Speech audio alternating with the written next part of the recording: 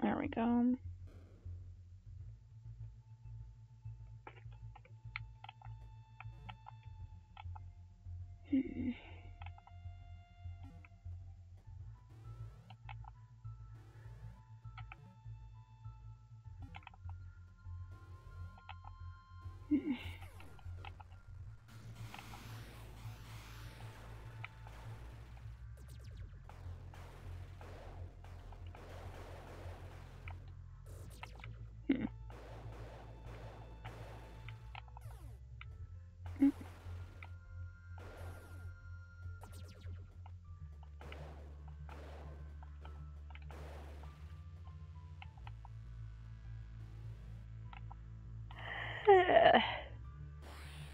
Oh, these fuckers.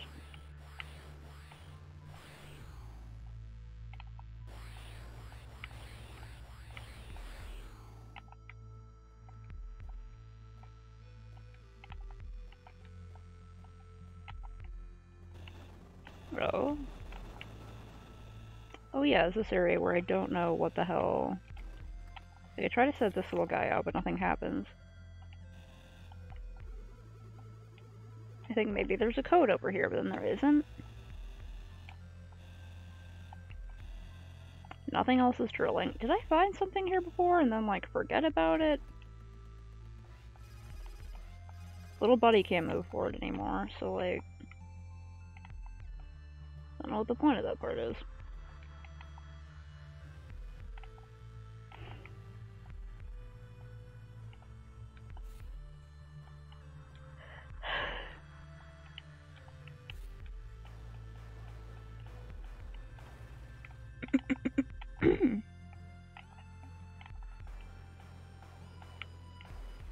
Yeah, I was gonna go over here and see what was in the upper left corner.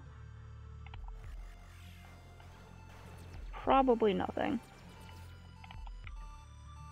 Hell. I just, like, send this up there. Hope it hits something. Eh.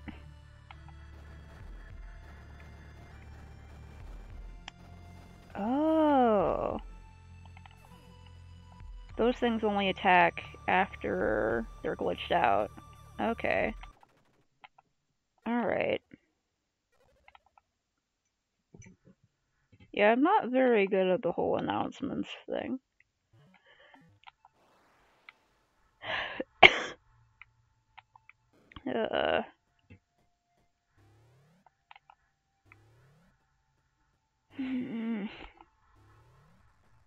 Probably won't be able to do the early thing tomorrow because I may have to help one of Dad's friends fix a camper.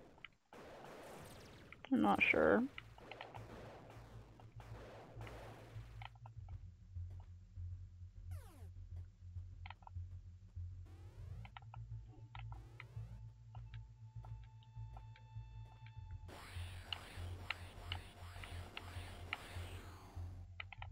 If only I could figure out this "we'll just don't get hit" strategy I hear about so much.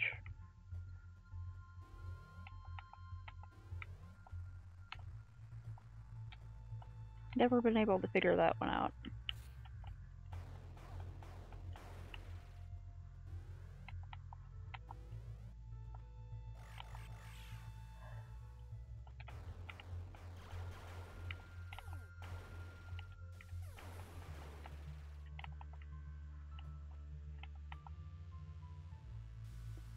Phew! Ah, fuck off! I didn't even mean to send that off because now these bastards are gonna try to get me, but... How'd you- fuck you!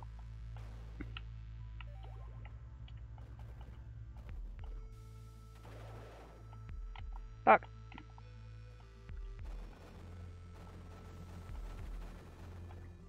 Are they indestructible now? Hit!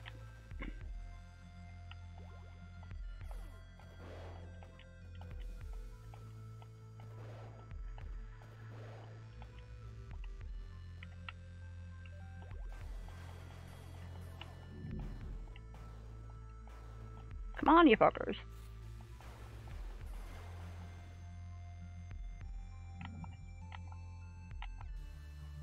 I'll get you. Eventually.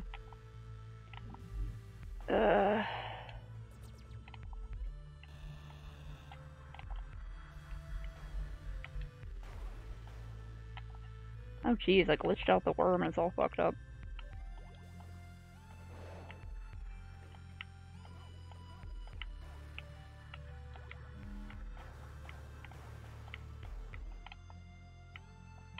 Where does this one go?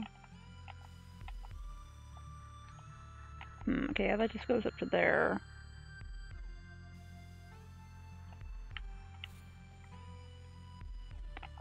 Glitch jump, work with me here.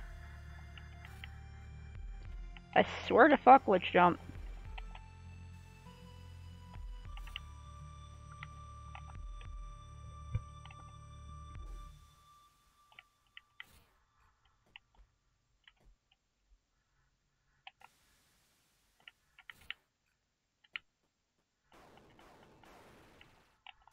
Glitch jump, I swear to God. Come on.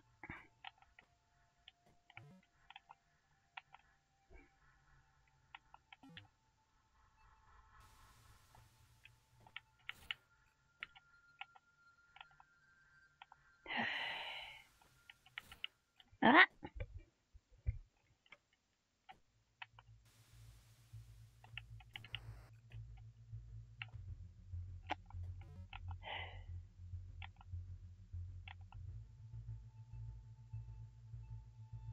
Okay, I guess that dropped me into like that one boss room, so I guess there's not really any reason to going over here. Fuck.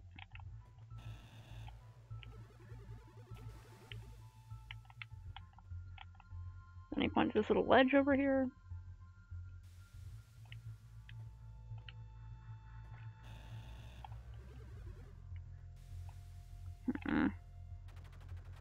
I don't like it when the map is so big that I can't uncover a corner of it, because then future me is gonna forget why it's like that and think there's something hidden there.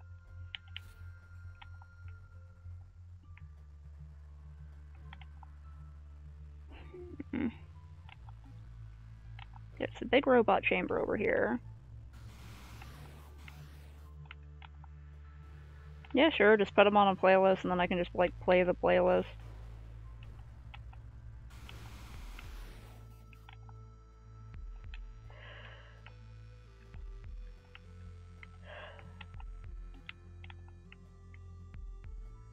There's that one little room up there that I don't know why it exists.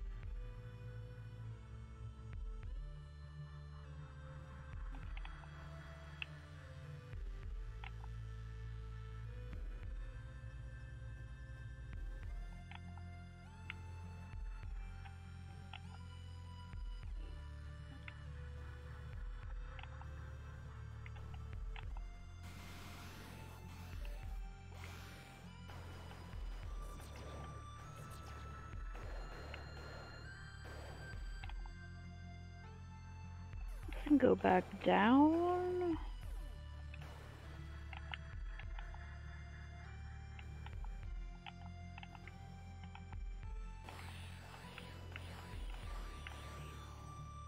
Guess I could also go back up and see if I can find the,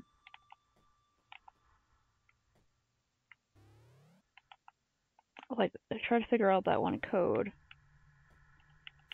Or I could give up and look up the code.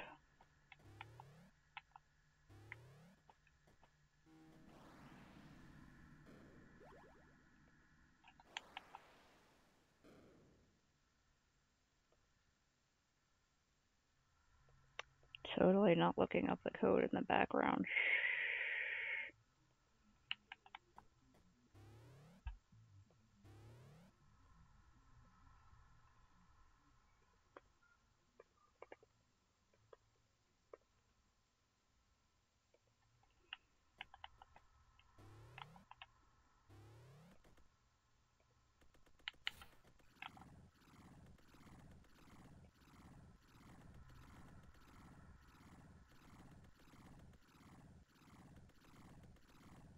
Hmm.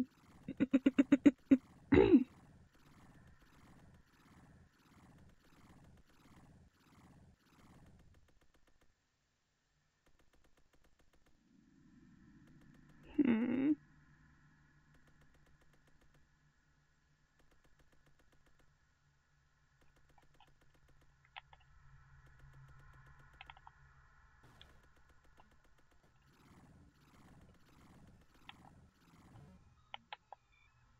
Leadhead? I don't know what leadhead is. Sounds like a drug.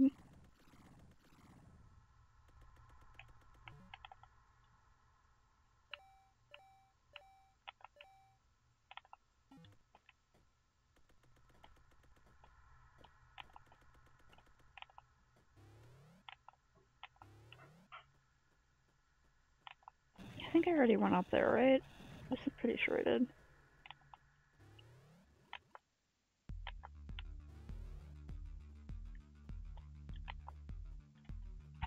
Just a minute.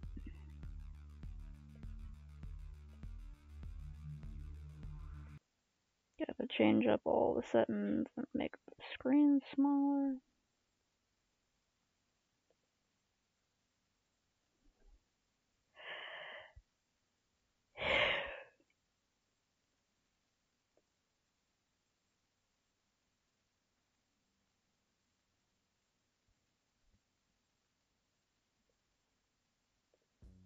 There's one debate that I feel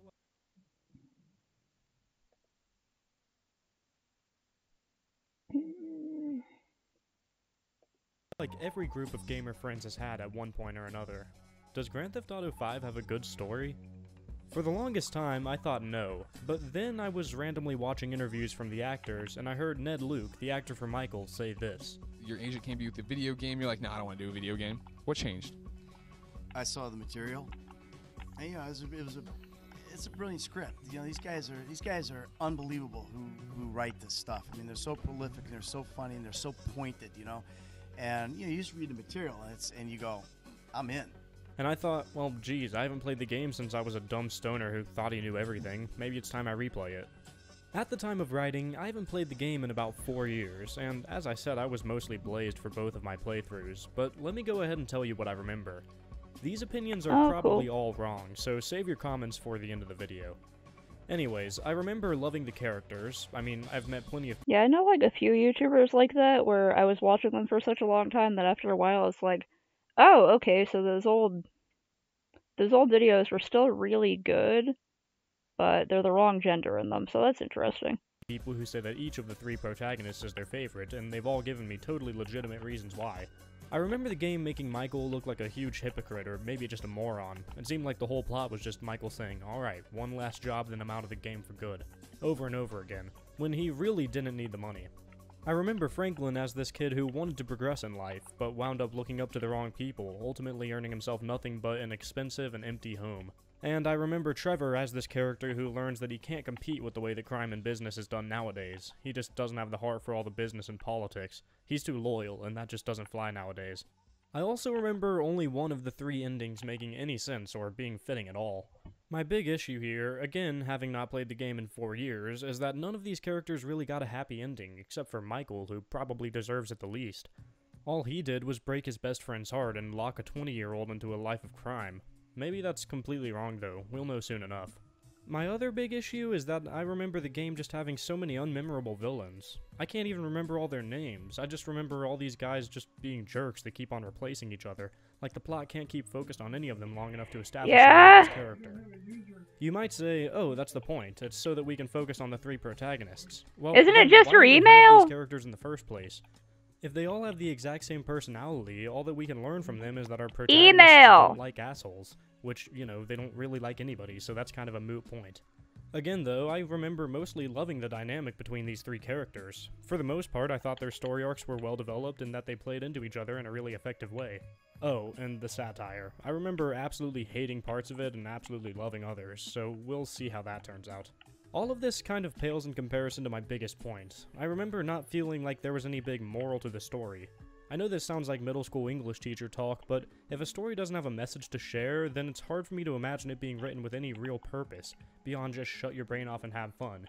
Which, yeah, that's kind of fitting for Grand Theft Auto, but that totally isn't how I felt about San Andreas, which might still be my favorite entry in the series. There were a Yeah! ton of times when it seemed like the Yeah, game was trying that's what to I develop a said. message and consistent themes, but maybe it just had too many writers with too many differing goals, because ultimately it Too felt many to a cooks, younger, too stoned many me that this cooks. game was a cloud of ideas rather than a single vision. Again, though, most of those takes are probably just wrong. That's just how the old, stoned, and stupid me felt. Let's replay it, thoughts unclouded, and see if there's something really special here that I've been missing. See you in a few days. While that was definitely an enlightening couple of days, before we get into just what I learned, a quick word from today's sponsor, Raid Shadow Legends. No, I'm just kidding, it's NordVPN, which you can grab using the link in the description. This essay spends a good bit of time talking about the way a lot of people have sort of been lulled into this way of thinking where their privacy and their personal lives mean nothing to them. Oh. So, I've gotta ask, have you ever had one of those moments where, during a conversation, you go to Google something and the first suggestion is exactly what you wanted to search?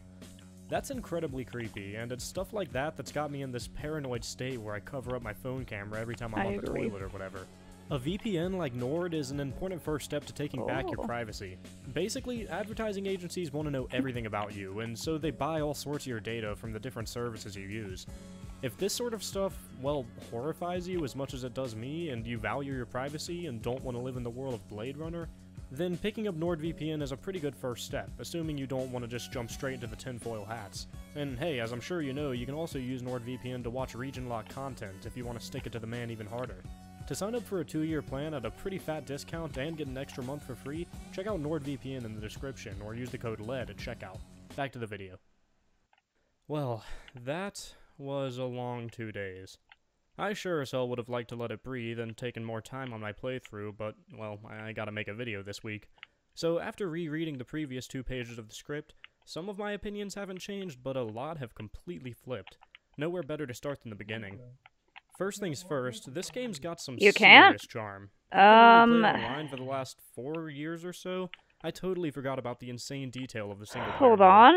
Animals are walking around, city streets are absolutely crammed with people and cars, Just a NPCs have second. way better AI, I'm not getting stupid phone calls every 5 minutes. I am coming! Hold on! Just a fucking second.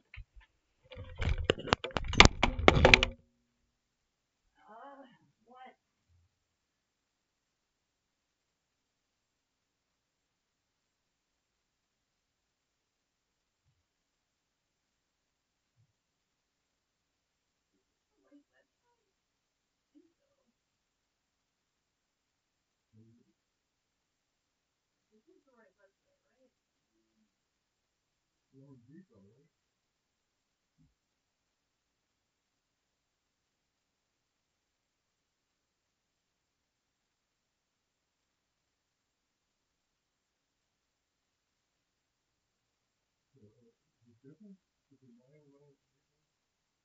I don't know. The other one was Loan Depot at Loan Administration. Yeah.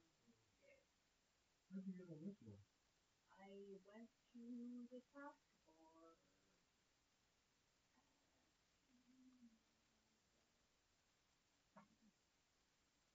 Let's see. It does the thing where it. Where do you know the task force? You went there and you put it Loan Depot? Loan Depot, yeah. You put it there. What the hell did I get? I got it off of Google. You really shouldn't Google everything. Maybe like did you search and then you click here, or you click loandepot.loanadministration.com? Oh, this isn't nothing. I don't know what that is. That could be a scam site or something. Yeah. Who knows? Like it has the same logo, but it's completely different. Look at the passport. I don't know what's up with that. Anyway, closing disclosure, I'm assuming. Yeah, where's the disclosure? Closing disclosure. Confirm.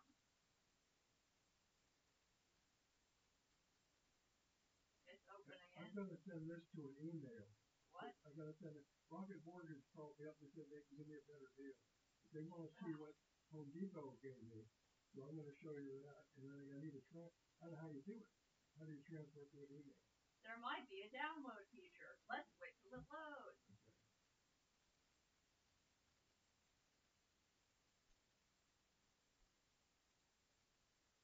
Okay, here it is.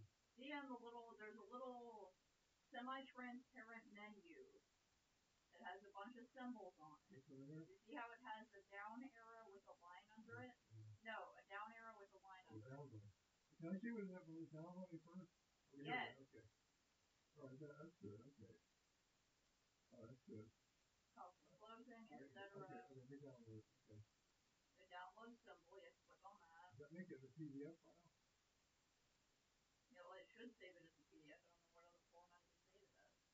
Okay, it's saving it as a compressed file, which is interesting.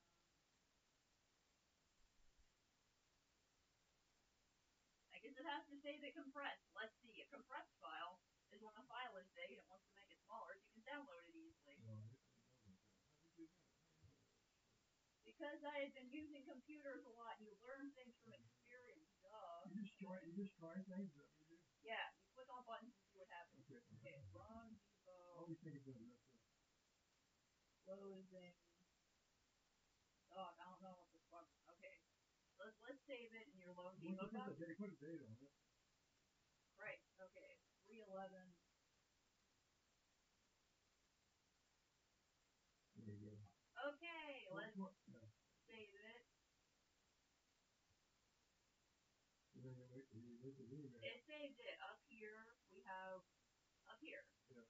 Where you would downloaded things. It shows you what you've downloaded. Okay, well, I see. You can either open it directly, or this little thing, this little folder, means that you open the folder in which you have downloaded it.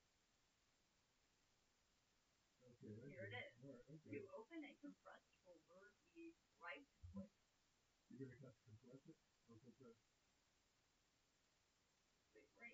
Wait for it to load up for some reason. Okay. I never used that before. You don't have to set it in there. Extract. Is it compressed yet? No, it is compressed. Oh, it is we compressed. right click, extract. Don't you put extract. What's the extract? What's that? Extract is what you do to a compressed folder. Oh, okay. Okay. Here we have closing disclosure, and it had two things in it, which is why it was compressed. It was sending two folders in the same file. Okay, and now let me show you the email. I got to get to it. Well, I opened one of the PDFs. So I can close this and then I go on Gmail? No, you don't have to close that. Go over here. You can go to Gmail. Oh, that's because I opened it on Adobe. This is what you just downloaded. Yeah, I know. Yeah. So what happened? I'm trying to... Okay, you're now, here you go. Where are you going? Gmail? You're going to Gmail. Yeah. Let me see what the other one is. Is it cover letter template?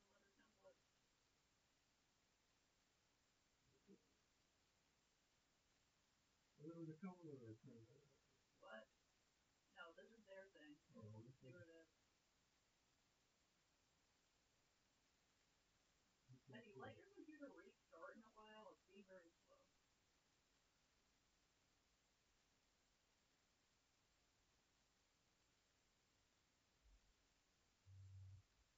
Okay, this is their cover letter that talks about what the closure is about. Okay. I don't know if I need that. I just did the other one. Okay, well, you have both of them. Okay, now let's go to... Okay, here we go. Verify, right here. I'm going to send it to him. You send me a loan estimate you see from this. Oh, I don't know about verify. What do you include?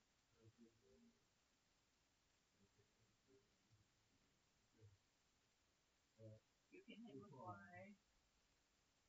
Okay, then you type whatever you want.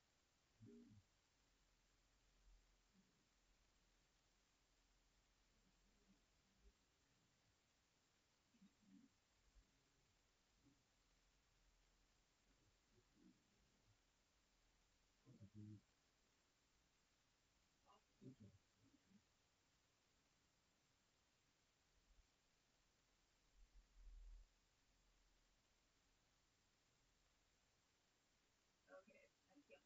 attach it real quick.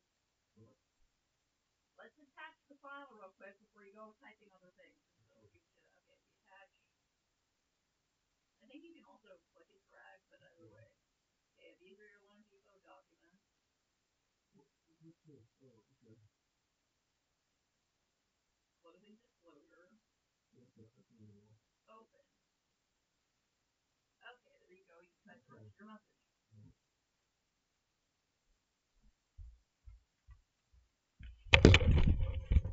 Ugh.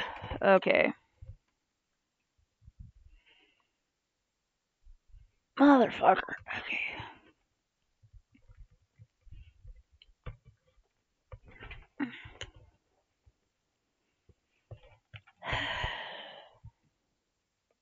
I swear even the sunsets look better in single player.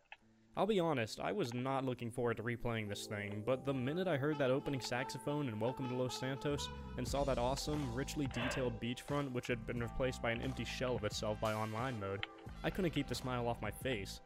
Even if the story turned out to be pure crap, I knew I was set for yet another good time with this game. Then when Michael saw this drunk bum tripping over a piece of trash and just said, I know just how you feel. it was time to whip out the notepad. See, I remembered something about Franklin learning that money doesn't equal happiness by the end, and that line coming from the rich Michael frustrated. was where I started my desperate search for that thing I always felt the story was missing. A message, or at least something to make you think. Well, on that note, the game spends the next few minutes establishing Franklin's character and the situation he's in.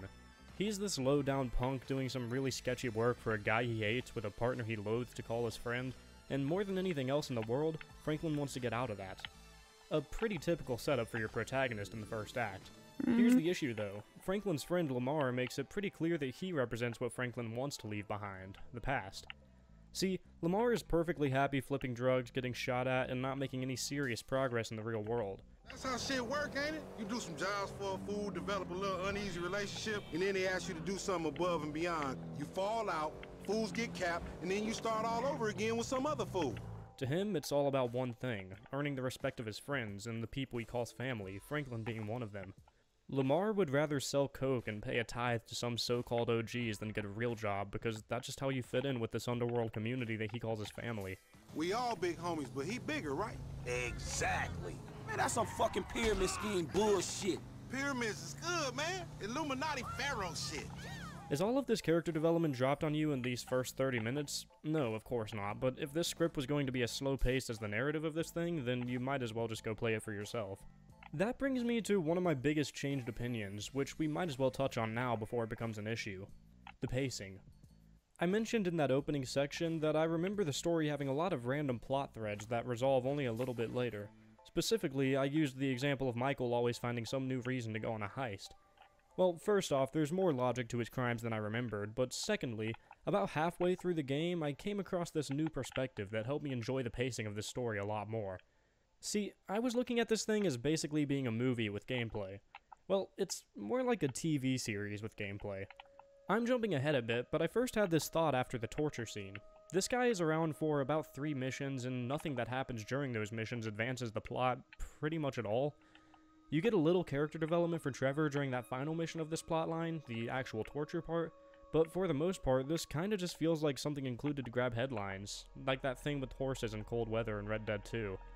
I mean, it does introduce that the FIB and the IAA are at a bit of an invisible war with each other, but that's about it for story progression. And, well, we already knew that Trevor was anti-establishment. This doesn't alleviate the criticism. I still believe that the most shocking thing in your story should be more important to the plot as a whole, but it was kind of at that point that I realized that this whole thing isn't meant to be taken exclusively as one long story. It's more like multiple smaller stories that make up a larger story. You've got this episode, then you've got the one where Trevor kidnaps a cartel leader's wife, then you've got the episode where Franklin gets into a fight with Lamar over disrespecting OGs from his neighborhood, and it turns into a huge shootout with the Ballas, or the episode where they have to get ready to rob a bank that's being protected by crooked cops. Again, the larger story does progress at least a bit with each episode, but looking at them independently, this game's pacing becomes way more palatable. This right here is how you make that Rockstar trope of your protagonist doing jobs for some new jerk every few missions work. Hell, if this game just had chapter cards, it would have made the story structure make so much more sense. Moving on from that, where were we? Oh, yeah, we caught a glimpse of what might turn out to be our coveted moral to the story of this thing. Franklin wants to move forward in life and get with the times, but Lamar wants to stay right where he is, because that's where his friends are. I remember this not really leading to much, a bit of a thematic dead end, but let's see where it goes. So, we have Franklin trying to move on to more sophisticated crimes, and Michael, who to Franklin serves as a perfect example that that lifestyle just leads to a lot of regrets, and having nobody that you can really call friend. Where does Trevor fit in? Well, if Michael represents aggressively moving towards the future at all costs, and Franklin represents someone who still has a chance to change their mind about that, then Trevor is someone who refuses to change at all. He's like Michael's Lamar, happy where he was, and blaming his friends for wanting something more stable. Man, crazy dude's all right. I thought y'all get along. Maybe y'all too much alike, though. Me and him? Oh, hell no, man. You think? Hell yeah, I think. We'll get into all of these characters a bit more as we move forward, and I'll give you some more evidence for these character bios, but that whole past, present, and future thing plays into something much broader about Grand Theft Auto 5. This whole thing, like previous GTA games, is incredibly satirical, only instead of satirizing American stereotypes like the previous games, this one is focused almost completely on one thing, the soulless, corporatized hellscape that it's hard to pretend that we don't live in. I mean, hell, as I write this, I got licked for $250 by a cell company not 20 minutes ago. I don't want to sound like that same bullshit teenage philosopher that smoked his way through his first couple playthroughs of this game, and I don't want to look like some anti-cell phone boomer, but through the broad satirical lens of a Grand Theft Auto game, it's a pretty accurate summary of where we're headed as a species. The future, where real human relationships don't matter half as much as imported palm trees and a million followers. Again, I'm not that pessimistic, and this game is satirizing this stuff like crazy, but that's the perspective that this world is coming from. This makes the world of Grand Theft Auto 5 itself a pretty good analog for what I was just talking about with these characters. Michael himself is a part of Grand Theft Auto 5's satire. He's a symbol of what Franklin might end up becoming, and what Trevor fights so hard Yeah, against. I went through here before. A sellout, a fake person, with fake friends, fake dreams, fake happiness, and a fake philosophy on social Darwinism. So that's pretty much my take on what this game is setting up. Let's look at some of these characters and the things that happen to them, so we can see how well the game follows through on this. We'll start with what was one of the first bold print notes I took, Trevor's story on his way to confront Michael in Los Santos. During the car ride into LS, Trevor starts telling Wade a story to get him to shut up. He starts out trying to change the names, but eventually he gets too passionate to keep that up. Anyways, in the story, Trevor was an Air Force pilot in training, but after a bad psych evaluation, he was discharged and left with nothing he cared about. That's when Michael, who'd been doing stick-up jobs for a bit, approached him. The vulnerable and empty Trevor was essentially manipulated by Michael into getting excited about this whole robbery thing. Michael and this life of crime were all that Trevor cared about. He finally had someone to give his loyalty to again. Michael and Trevor took on a new running mate, Brad, and Trevor started to consider Brad to be just as good a friend to him as Michael was. Eventually, however, once their bond had been established, Michael met a stripper, married her, and had a couple of kids, and he was approached by Dave Norton of the FIB. All he had to do was set it up so that he would fake being killed by Dave, and Trevor would be put down for real. Here's the thing though, Brad randomly stepped in front of Trevor at the perfect time, and he wound up taking the bullet. Michael faked being hit, hiding his body armor from Trevor, and Trevor fled the scene, thinking that one of his friends had been arrested and the other had been killed, when in fact Brad died and Michael lied. What this all boils down to is that Michael manipulated some poor, vulnerable kid into doing all of these horrible things, and when it was time for him to move on, he tried to kill him and disappeared from his life for 10 years, leaving him to grieve. Michael stole more from Trevor than they had ever stolen from anybody else. The last part of the lie was that Trevor, who wasn't supposed to survive, had to be convinced that Brad was still alive, so that he didn't question why there wasn't a funeral for him, as Brad was buried in Michael's place. Trevor was sent a ton of fake letters from Brad, fooled into thinking he was alive and well in prison. This all leads to this ticking clock element. As soon as Trevor realizes that Michael's still alive, it's just a matter of time until he starts asking questions about Brad, and realizes that it was all a setup, and that one of his best friends sold him out to the feds and got his other best friend killed. Damn him. Trevor's definitely the most irredeemable bastard in the whole of Grand Theft Auto. I mean, he's literally a cannibal. But he's had so many awful things happen to him that it's hard not to sympathize with him, and all of those awful things, they were Michael's doing. Before we move on to Michael and how he just continues this cycle of manipulating and using people, let's talk about some of the antagonists. While he's more of just a punching bag for Michael and Trevor than an antagonist, let's start with Laszlo. He's this fake-as-all-hell, soulless, talentless Vinewood sellout. He represents just about everything that this game hates about modern culture. If you want to get conspiratorial about it, he's out there every day convincing America that they don't need true connections or meaningful thoughts to be happy. To be happy, all they need is to be rich in a big city and big on the internet. Next up, we've got Steve Haynes, this lunatic career man who will do everything from torturing innocent civilians, working with murderers and crooks, commissioning acts of terrorism, assassinating philanthropists, and killing or arresting all of his associates to cover his own ass and advance his career a bit. He says multiple times that he genuinely loves America and is a patriot, and I believe him. Grand Theft Auto 5's America fits him like a glove. Thirdly, we've got the worst of them all, Devin Weston, some hypocritical business mogul who spews all this crap about yoga and liberalism, only to turn out to be a social Darwinist who owns an 11% share in a private army, Merryweather. He cheats Trevor, Michael, Lamar, and Franklin out of their payment for stealing the 5 one-of-a-kind cars. He pulls the rug out from under Michael's feet after trying to sell him on his dream of being a film producer. He sends a Merryweather kill squad to Michael's house just out of spite for the accidental death of his assistant.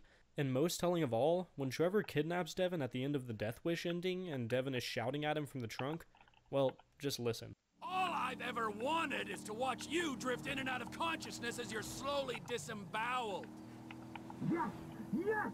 That's the kind of creativity I need on my team. Come on, let me out of here. Not only is he unable to think of any way to calm Trevor down other than offering him money, but he sees Trevor's individuality and immediately starts to think about how he can sell it. Like I said, he's the worst of them all. So we've got a vapid sellout, a ruthless manipulator, and a man who puts money above everything and thinks that the whole world can be bought and sold. I know somebody else like that. Michael. All of these descriptions apply to him perfectly. He's exactly like all of these antagonists, except he also goes postal and guns down civilians from time to time. So now, with that, we see Trevor's motivation in the story.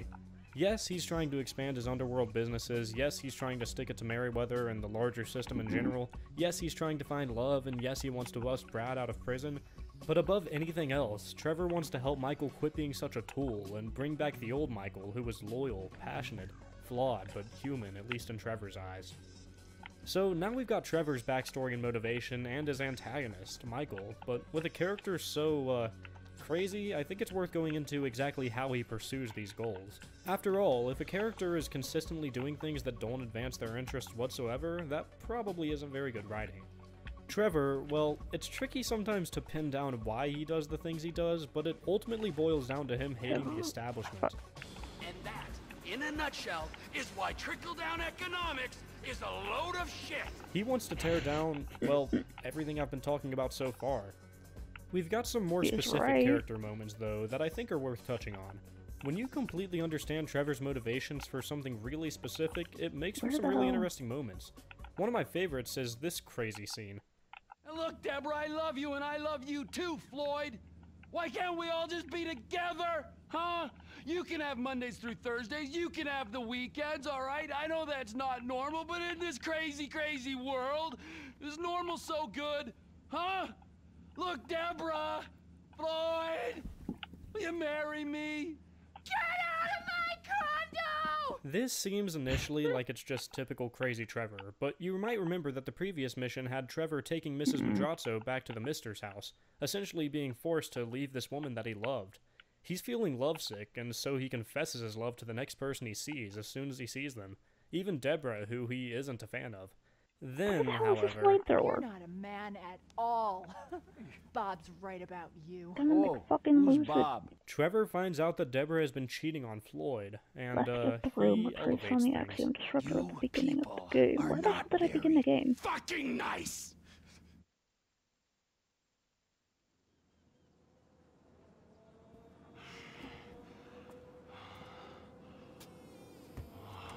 What?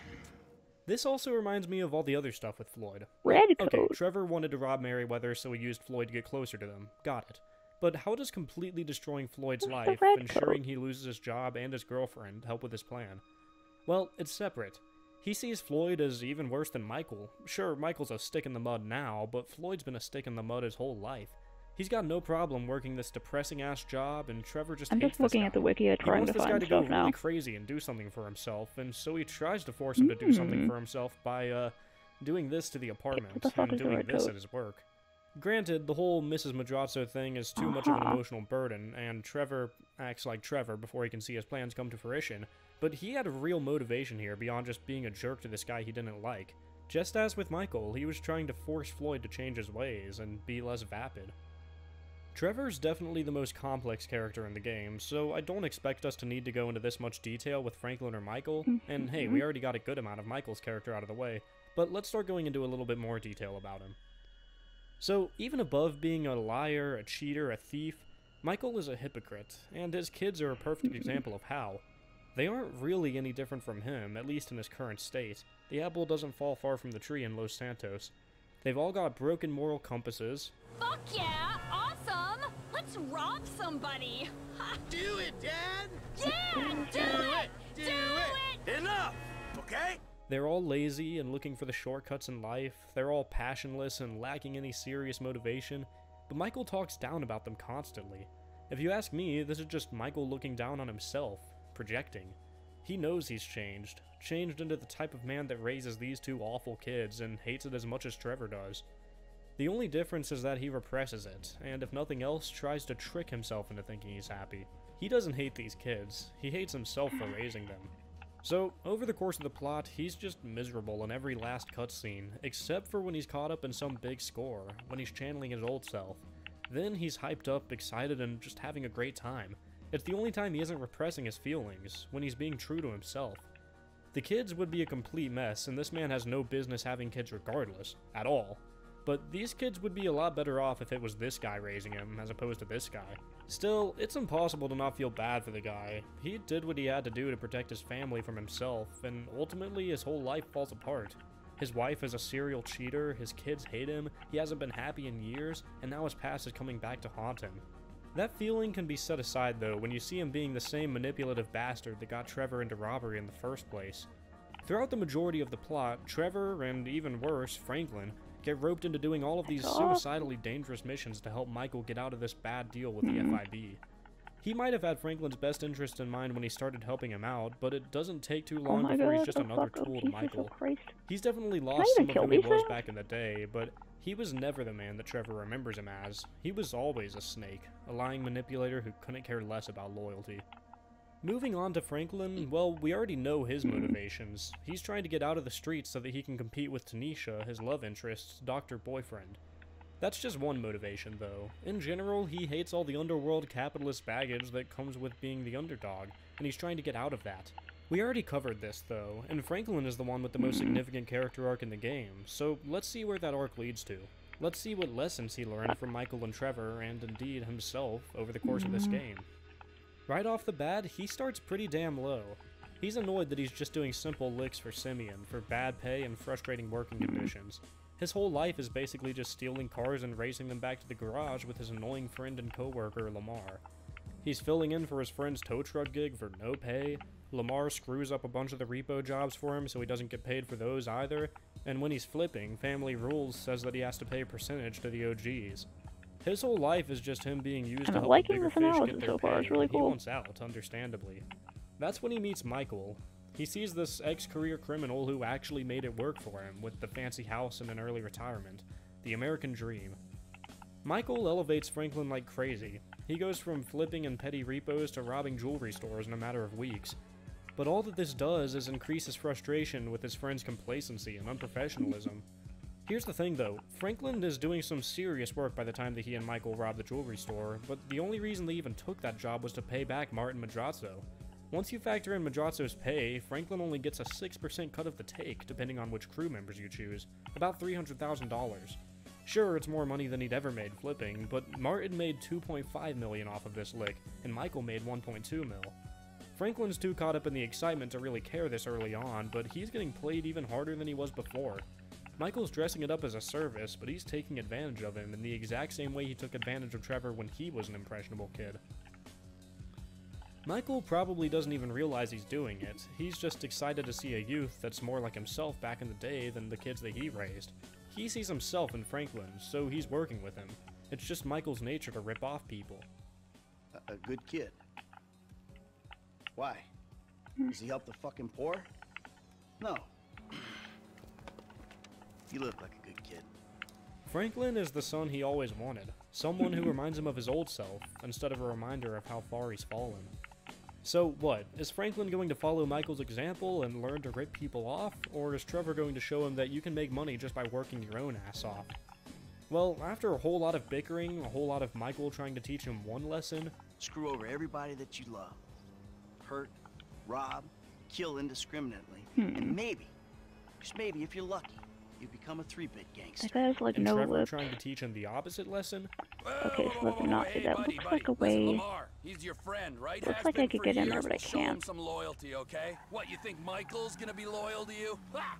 You can't buy that. You can't find it on the street. I was Michael's best friend, and he let me think he was dead for 10 years. You're a cheap gun who he's only just met. Yeah, okay, man. Okay. Yeah, well, think about it. Well, Franklin and Trevor both get roped into a bunch of dangerous and badly paying work for Michael. Michael is really just taking Trevor for his loyalty and Franklin for his naivete. And almost 2/3 through the game, all it does is take Franklin to this pivotal moment. You know what, right before I met you, I was boosting rides and racing. It feels like it come full circle to me. Come on! Nah, I'm serious. If you hadn't got me fired from my repo job, this is exactly the kind of shit I be doing. So thanks, dawg. After all the crap we've been through, man, you got me right back where I be at anyway. So, he like, to you, what you were to me. I see your house, I think this dude can take me places. Yeah, maybe. Something like that. Franklin learns that this whole thing is need just the one guy flamethrower to be able to manipulating get the in guy there. below, and he manipulates the next guy down, and so on. He's never going to get to the top of this pyramid scheme. So if you ask me, I say it makes the most sense for Franklin to not want to be like Michael. He'd want to be like Trevor, but that all really depends on the ending you choose. So, those endings. I think every ending makes sense in terms of what Franklin's motivations might be, but, well, this is where you get to decide just what lesson Franklin learned from these two lunatics. Killing Michael. This is a tricky one. Michael taught Franklin almost all of what he knows, but at the end of the day, he was just doing it for himself. First for his ego, then for his safety, then for his money. You could say that Michael doesn't deserve a happy ending. You could say that this was a live by the sword, die by the sword thing. There's nothing else, Michael huh? was only looking after himself throughout the whole game, and that might have been the biggest lesson he taught Franklin. He and Michael, they were really just using each other, and now Franklin has one last use for him. You man, I was your bitch. I couldn't even stand down the barrel of your gun any fucking day, you motherfucker. You just keep telling yourself that. It ain't gonna make you feel any better. What this boils down to is that Franklin is teaching Michael the lesson now. He's showing him how Trevor felt after North Yankton. Michael was trying to kill Trevor, his best friend in the world, all because he thought of one last use for him, his way out, and that's exactly what Franklin is doing here. It's poetic justice, really. Michael is no different from Stretch, Steve Haynes, Devin Weston. They're all just businessmen, no soul. Franklin, though, he just completed the cycle. He killed his boss, and then he calls up Lamar and asks to hang out. He made crazy money, and he stuck with his real friends.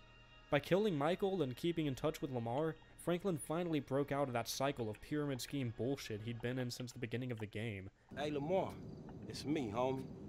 Look, I was just calling to see how you was doing, dog, or maybe we can hang out or something. And I know I've been kind of caught up in shit, man, but shit been real crazy, homie. But it's dealt with now. Fuck, man, you know how it is, homie. You just start running and shit, then all of a sudden your legs give and you just can't run no more. Anyway, man. Man, just hit me, dog. We brothers, homie, alright? Peace. This is bittersweet for sure, but I consider it a good ending. Now for what I consider the bad ending. Killing Trevor. It's cold. Yeah, Trevor's a monster. In any other story, him dying would be the best possible outcome. But this is Grand Theft Auto, and Franklin and Michael aren't much better. I'll just play a couple scenes here, because Trevor reads right into Franklin and puts it better than I could. I ain't been nothing but straight and true with you. I'm sorry, man. Yeah, you have been true with me. But the truth ain't what I'm interested in. You fucking Judas! You just like it! Trevor's right. Franklin wound up being no different than Michael, no different than Steve Haynes or Devin Weston or Stretch or any of these antagonists. He's just using the people close to him, and Trevor outlived his usefulness, just like he did to Michael back in the day. Michael says it best at the ending. Surviving is winning, Franklin. Everything else is bullshit. Fairy tales spun by people afraid to look life in the eye. Whatever it takes, kid. Survive.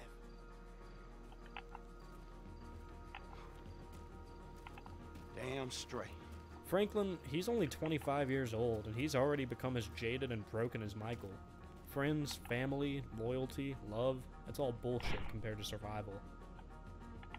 The Death Wish ending is, of course, my favorite. Death Wish has the boys setting up an ambush to take down everybody who's trying to kill them. After that, they all split up and take down Stretch, Steve Haynes, Devin Weston, and Wei Sheng. This is, if you ask me, Franklin taking a page out of Trevor's book and sticking by his crew no matter what. And ultimately, they put aside their differences and solve this thing. What's so cool about this from a writing perspective is that the crew gets together one last time and takes down every single antagonist, and it reinforces this camaraderie through the simple fact that everyone takes out someone else's antagonist. Trevor takes down Steve Haynes, who was bothering Michael, Michael takes down Stretch, who was bothering Franklin, and Franklin takes down Wei Sheng, who was bothering Trevor. They're all helping each other with their problems, not working for themselves, but working as an honest-to-God team. Then they all work together to take down the biggest bastard of them all, Devin Weston, who screwed over all of them, before ducking out of the robbery game and returning to their lives, rich enough to retire should they want to. This is like Franklin and Trevor giving Michael a do-over. He wanted out of the life of a career criminal, and now he gets to do it the right way, with a handshake rather than backstabbing. It's Trevor getting a chance to batch things out with Michael and finally call him a friend again. And it's Franklin proving to the people who tried to manipulate him, Steve Haynes and Devin Weston, that he's his own man, and he's willing to put his friends above anything else. He's willing to risk sacrificing himself to not turn out like Michael was at the start of the game. It's a fantastic ending to a fantastic story. Are there distractions from this message? Sure, all of the anti-government stuff in the torture mission is mostly irrelevant to these points. The random jokes about the O'Neill's linear family tree doesn't have anything to do with it. The stuff with the Wei Sheng triad doesn't have much to do with it, the stupid names of the vehicles, the crazy advertisements on the radio. There's a ton of this stuff. But, well, all of the stuff I've been focusing on so far about this new, dispassionate society replacing the old ways of doing things, well, it might be the most concrete idea that the game is trying to get across, but it's all there to serve one purpose. The same purpose as the triad, the jokes about the O'Neills, the anti-government stuff, the annoying voice lines of every random citizen, the radio ads, the brand names, the middle finger on your cursor in your web browser. It's all there to give you a target for what Grand Theft Auto has always been about. Grand Theft Auto 5 is a fantastic story. Sure, it has plot holes, sure, the characters are occasionally a bit inconsistent, sure, the satire can be grating at times, but a game's story is only there to motivate you to feel and do the things that the game designers want you to. And in this case, it achieves that perfectly. This game is about fighting back against this soulless, corporatized world, or being consumed by it. It's about tearing down all the things that make characters like Trevor, Franklin, and Michael want to go postal. Every single thing in this game, whether it's the story, or the characters, or the gameplay, or the civilian chatter, or the advertisements, all of it's about making you want to do one thing. Burn this city to the ground and piss on its ashes. Okay, where the hell is my mouse? Apparently I've subscribed to this channel, but I completely forgot about it. Listen, Amanda. We're going to move to Los Santos. Start over. I made a deal. The slate will be totally wiped clean. Hey, everybody pay attention. No one gets hurt. Trust me, darling. Look at me. Amanda, it was the only thing I could do. Either everyone dies or one guy gets out. I'm that guy. Slow and steady, T. Slow and steady. His name is Dave Norton. Nice guy. Realist. He gets the glory. I get out. It's not even a decision. Amanda, I don't have a choice. Do you want to die here where it's always snowing? Or do you want to go and live where it's always sunny? All right, you want to live? Tell me you want to live. Work this out.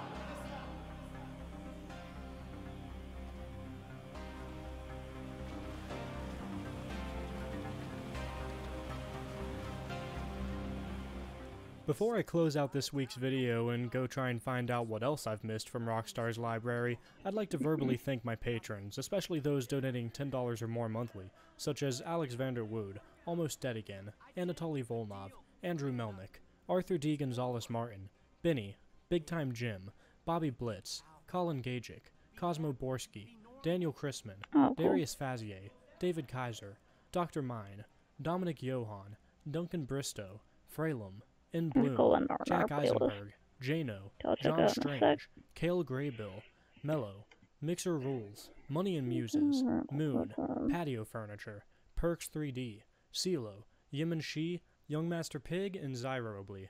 I gotta say, I'm really happy with this week's video. Switching my upload schedule to Fridays meant that I had a little bit more time than usual to work on this video, which means I'm way ahead of schedule for the first time in months. And I think I forgot just how much being ahead of schedule helps my creative process. It's the same amount of work as always, but my head's just so much more clear and it's just such a healthier work environment. And I think if I keep it up like this, I can keep on pushing out videos that I really like, as opposed to stuff that I think is just fine, which I've been doing lately. So, hey, maybe this is a change in the weather. Thanks, guys.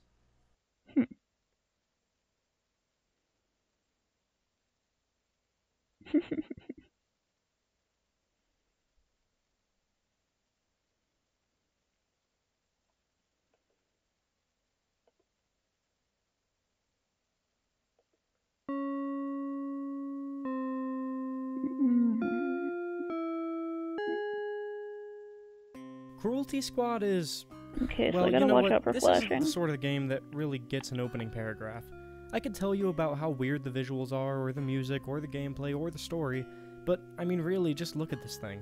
10 seconds of gameplay footage, and you'll immediately see all of that for yourself. I'll be totally real with you guys. The other bit legit made me want to get more into Grand Theft some sort Auto. of lore analysis, I really don't have too much to offer you. I can't really explain what literally happens in the different endings, but this game is just so in tune with how I feel about a lot of things. So, while I can't explain what these endings are, I think I can explain what these endings mean at least, so stay tuned. I had never bothered looking into this game until one day I installed it and went in completely blind. Before I even started the first level, I was just thinking, yep, this game gets it. When I play a new game, what I'm really looking for, beyond super smooth gameplay, a great story, or even the deeper ludological substance I tend to talk about on this channel, is a feeling. I want to feel things that I've never felt before, and Cruelty Squad delivers.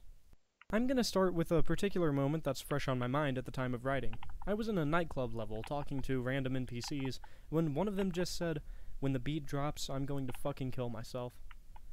While this is exactly the kind of deadpan black comedy that fits perfectly in a game like this, it goes a bit deeper than that for me. A line like this is a perfect microcosm of what this game is really about for me, or at least what its main motif is.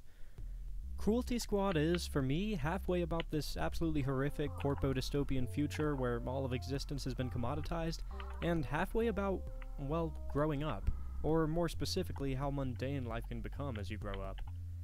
I know that sounds weird and off-kilter and like I might just be pulling it out of my ass, but, well, welcome to Leadhead.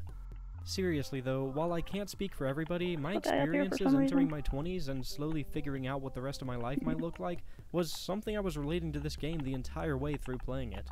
So let's go back to that line, "When the beat drops, I'm going to fucking kill myself." What on earth does that have to do with growing up? Well, it all starts with the third most inevitable thing in life: boredom. Me, I'm very much into the unknown. Hitting the second half of my teens, I started to see so many people around me talking about and preparing for their careers. They were already talking about what fields they were going to go into and what kind of a person they were going to be, like they already knew what the next 60 years of their lives were going to look like. That's all well and good for them. I hope they keep chasing those dreams to the ends of the earth, but that's just not how I operated.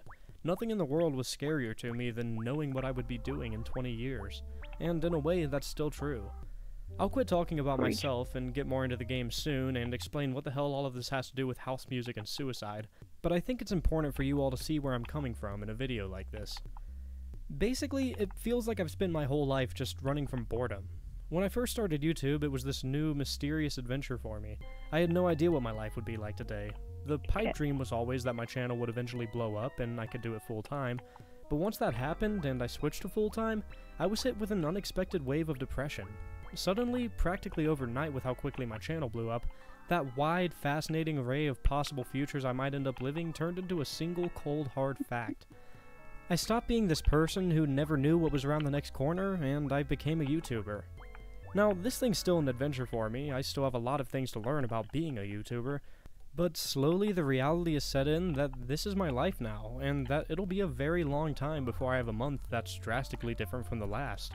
I'm starting to get a better idea of what my house might look like in 20 years, what kind of a car I'll be driving, what kind of a person I'll be, and as I get a better and better grasp on my future, that future seems more and more boring to me. Boredom. It's what happens when things that used to be exciting or interesting start to make you feel absolutely nothing. That's what that line is for me. It's about being in a fun, exciting situation like a party at a nightclub and feeling absolutely nothing. Not anger or sadness or contempt, but nothing. Pure boredom. When the beat drops, I'm going to fucking kill myself. This sort of idea can be applied to a whole lot of what's inside of Cruelty Squad and the game as a whole. It's this absolute assault on the senses that, by the time you're done, all feels strangely mundane. Yeah, I'm a walking corpse that uses an external intestine as a grappling hook and shoots pus out of giant pores on my back and feet to get around more quickly.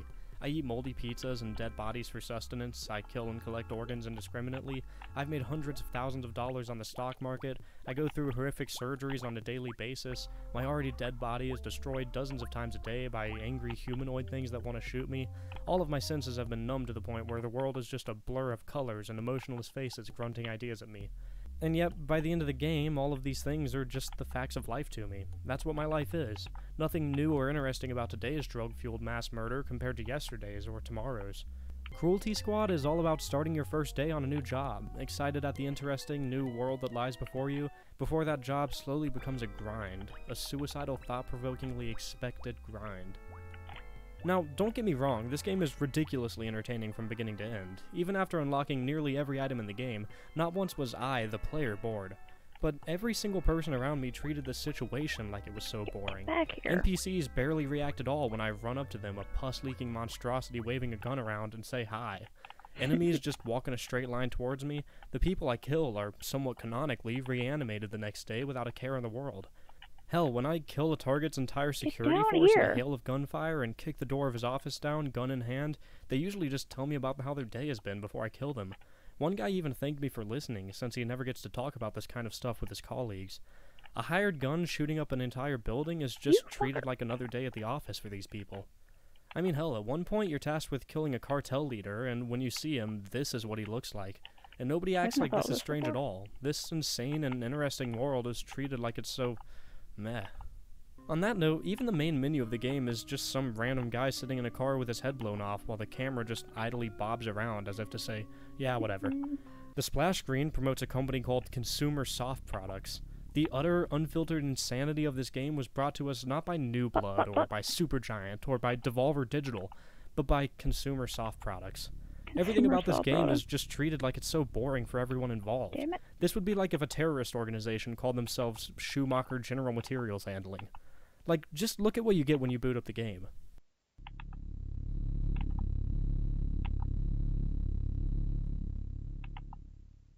The authority on life. Can I attach to them? Fucking... That weird feeling you get when you watch that is exactly what I'm talking about. The game, even before you start it, is foreshadowing the idea that this utter insanity has become totally mundane, totally boring in this world. There's only one section of the game that I can think of where anybody acts like anything that's going on is out of the ordinary. The Archon Grid. Basically, we're put into this in-universe video game, Gorbino's Quest. Fucker. Yeah, see, there he is. A couple NPCs think that the world is ending, and that's pretty much all you hear about this being weird.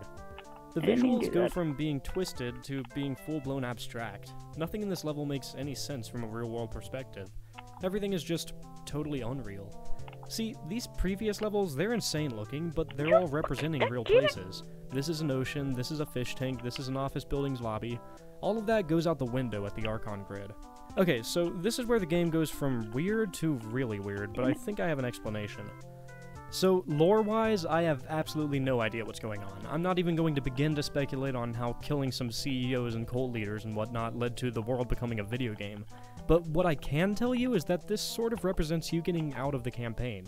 This is the last normal level, so you've finished the quote-unquote story mode, and now it's time for you to start treating this like a video game. That's why this finale is, well, a video game. it's time for you to start going into old levels you've already finished and looking for secrets, unlocking secret levels, new weapons, hidden implants, grinding for money, and seriously breaking this game. Importantly, this is also the level where you get your Divine Light back, which you'll be doing a lot as you hunt for secrets. Okay, so the Divine Light. Basically, when you first start the game, your screen's border looks like this. But after you die 3 or 4 times, the border changes to this. When the border looks like this, there are a whole bunch of doors that you can't open, which lead to secret areas and unlocks. You stay unable to open these doors until you start Archon Grid and reconnect with the Divine Light, and like before, it goes away once you die. What this means is that once you've finished the main levels in this game, you'll be constantly returning to the level that is literally a video game in order to help you do the most video gamey thing that you do in this game, breaking the timeline by returning to past levels in order to hunt for secrets. So that's the sort of idea that I like to just throw out there and let you guys roll with or reject, but Archon Grid features the first game's ending, which, like the others, is just a bunch of cryptic text over relatively abstract visuals.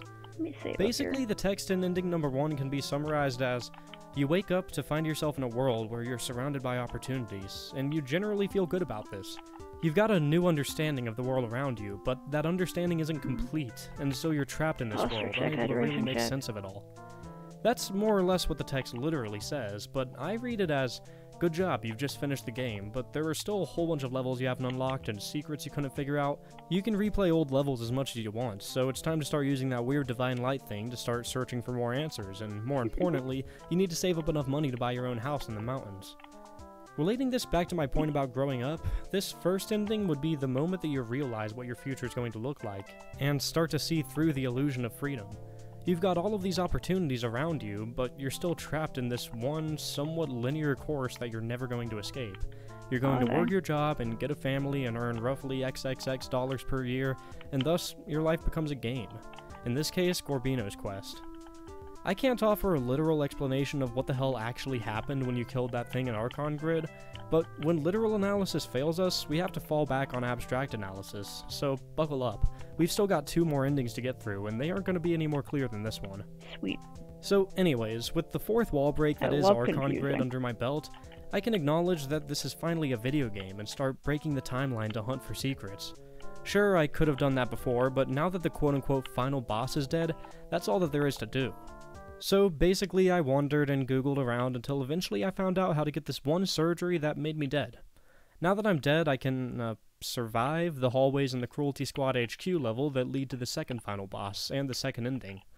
By the way, you can't even open this door unless you've got the Holy Scope or have changed your resolution to 640 by 480 in order to make this one secret on the same level visible. Basically, you throw yourself at the CEO with a seemingly infinite supply of health and a gun that totally disables you after enough shots, until eventually you come across a strategy that works for you. In my case, I took the ammunition gland and the blast armor, meaning I had essentially infinite ammo and could rocket jump. I rocket jumped up to this one pillar and spammed the toxic gas grenades at him until eventually, finally, he died. I took his gun, the DNA scrambler, and headed for the newly opened level exit. With that, we hit ending number 2.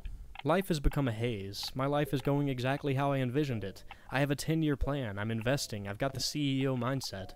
Basically, what this ending is saying is that I've destroyed everything I ever was in the pursuit of success, wealth, and fulfillment, and that I should be proud because I'm well on my way to being a truly powerful businessman like I always dreamed. So yeah, literally that's what's happening. I've killed myself, I've completely mangled my corpse through countless surgeries, I've killed indiscriminately, all leading up to this world's equivalent of a bureaucratic battle between me and my old boss. In order to get here, I acknowledged the gaminess of the game and turned my life into Gorbino's Quest as I revisited old levels, looked up ways to grind for money, hunted for ridiculously cryptic secrets. I destroyed my body and gave up on any delusion that this whole grind would lead to anything other than more Cruelty Squad. I gave up on any delusion that my life would lead to anything other than more life. To get a little bit more to the point, I lost everything that I loved in pursuit of more of what I loved, and life has become this weird, darkly surreal memory, staring at me through a fog, which built up in the years it took me to get to this point. I've become autonomous, and all I really know is to keep doing what I'm doing. This isn't being alive. I've become a machine, driven by the fulfillment of a dream that I used to have. Anything up here? I don't know, maybe it's just me, but, well, yeah, between these 2 endings, that's pretty much how growing up has felt for me so far. But enough about me. What happens next, now that I've got my 10-year plan in place and have started investing and adopting that CEO mindset? What happens now that my dreams of a nice home in the hills are so close to fulfillment? Well, I guess it's time to go unlock and play all of those secret levels. I grind and I grind and I grind, existing as a machine driven by the divine light of success and my goals. To touch back on the divine light for a moment, if my interpretation of the lore is correct, the divine light is more or less a connection to that CEO mindset that drove this world to the insanity that it is. Basically, when you're severed from the divine light from dying, you get a message saying you are a flesh automaton, animated by neurotransmitters. So, a human? Basically, the way I interpret this, the divine light is a force that takes over our character's mind and forces him down the path of the CEO, destroying himself for the sake of profits and career advancement. So basically, the divine light does to the player character exactly what life does to so many people in the real world. It forces us down a destructive path that we convince ourselves we still want to follow, and romanticizes the shit out of that path, telling us that we're noble for following it. Relating this back to my last point about the divine light, I'd say that this lines up pretty well with what I was saying about how we have to go back to the video game level, Archon Grid, to reconnect with the divine light. Well then. I have to acknowledge that my life has turned into a game in order to continue dissociating from it and pursuing my goals. Anyways, like I said, I'm clearing out all of these secret levels, basically just looking for my lucky break, my shot at the $1 million I'll need in order to buy my own house in the hills and retire. Oh my god. On the very last of the normal secret levels, I found a bank I could stick up, and finally I got my million. I had beaten every challenge that this game had thrown at me, and now I can finally move into my new home, free of landlords and murder and horrific surgeries. I've won capitalism, and I can ascend. Well, that's what the dream always was, but now that I'm here, I see 3 target indicators. I guess I've got to kill some more people. House is really the level that made me decide to take this video in this direction. Story-wise, this isn't a mission. Nobody told me to kill these people, nobody told me who my targets were or why they needed to die. All that anyone told me was that I finally got a house and I'm living the dream, and that I can enjoy the good life now. I don't really know what I was expecting to find when I loaded up this level, but 3 targets placed even more cold and sterilely than the targets I'd taken down before this point sure wasn't it. Like I said, this moment was kind of where this analysis started, then much to my satisfaction, all of the other pieces kind of fell into place. Why am I doing the exact same shit I was doing before now that I've retired, and am supposed to be living the good life? Well, again, there isn't really a lore reason that I can discern. Talking to these people, it seems like they didn't really do anything wrong, they're just kinda weird, and the neighbor that I killed for literally no reason sure didn't do anything wrong either. Well, to answer that question, let's look at what killing in this game really represents. It's just the grind. Long ago, I had a dream, and in this game, killing was the way to achieve that dream. I whittled my consciousness down to the point where all I had was the dream, and now that I've retired, I have nothing but a fulfilled dream and no consciousness to enjoy it with. Basically, through the mundanity that came with my life going basically more or less how I always hoped it would, getting my own home has just become another step in the 100-year plan. I feel nothing now that I'm here, just more killing, more of the grind, another step in the path.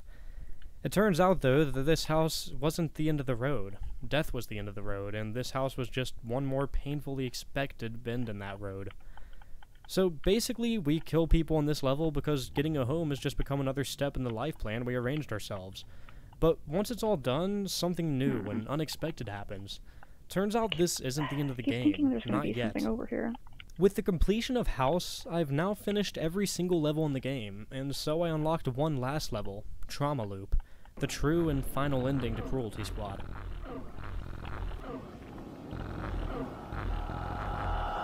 The game looks depressing as hell, I want to play it.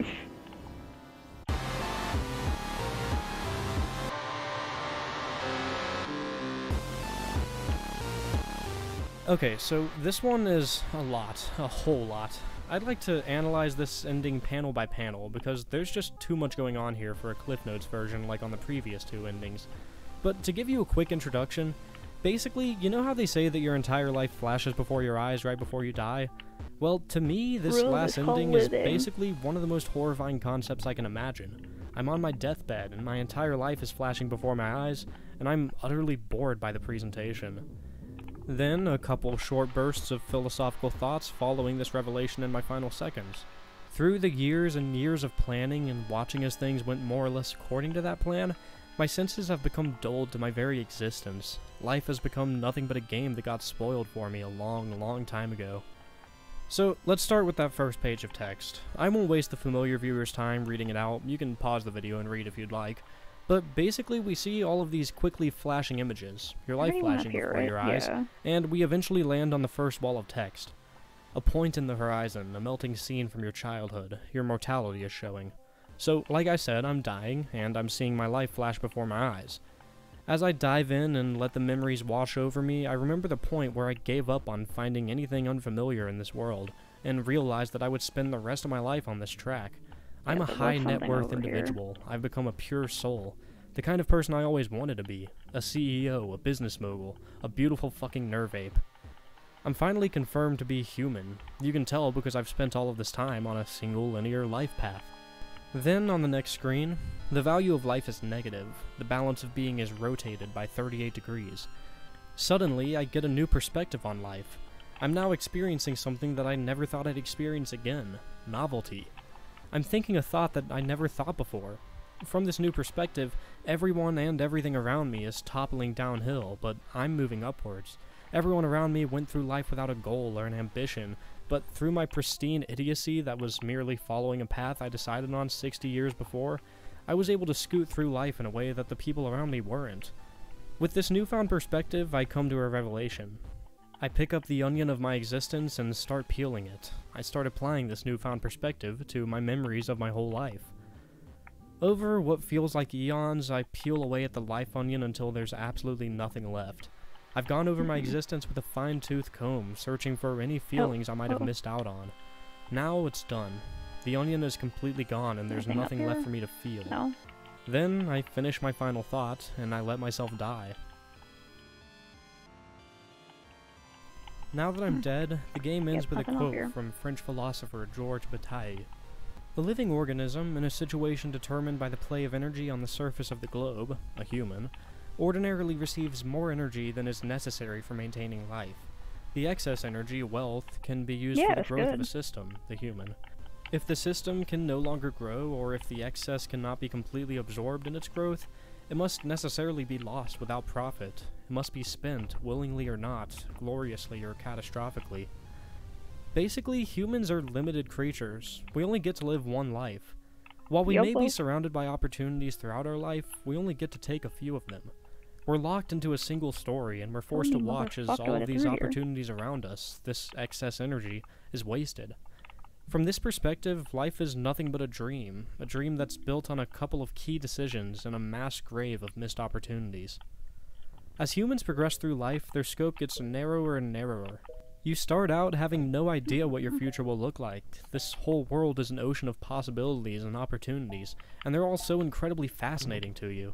But then, slowly, as you age, you start to zero in on a single path through life, and as you watch the opportunities that aren't relevant to your goals pass around you, that path gets clearer and clearer, until eventually it's the only thing you can really think about or truly understand. Or you give up on your goals. You manage to turn all of these opportunities around you into annoying distractions. You distance yourself from the world around you, just to make your own world a little bit smaller, a little bit more focused. When the beat drops, I'm going to fucking kill myself. Death, for most people, isn't a sudden thing. It's a gradual deterioration of your senses that starts the moment you're born. Slowly, the world around you fades and narrows, until eventually, there's nothing.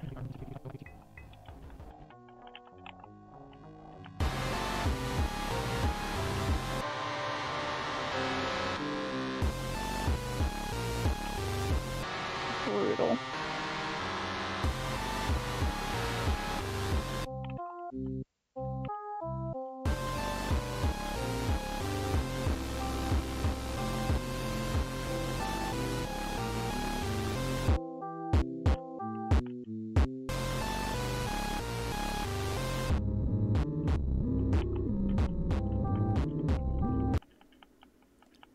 Before I close out this week's video and get to playing another, even more headache-inducing first-person shooter, I'd just like to go ahead and verbally thank my patrons, especially those who have been donating $10 or more monthly, such as Ada Avery, Almost Dead Again, Anatoly Volnov, Andrew Melnick, Benny, Big Time Jim, Bobby Blitz, CJ Keene, Chompy Uwu, Christopher Pinar, Colin Gajic, Darius Fazier, David Kaiser, Dennis Voshakamer, Dominic Johan, Duncan Bristow, Fralum, IJK, Jack Eisenberg, Kenneth Infinger, Laffy, Mixer Rules, Neurofilter, PJ, Raptor, Raxfan, Robert, Scotty from Marketing, CeeLo, Vivian Cox, What's Razzie, Keen Vo, Yimin Shi, and Zyrobly.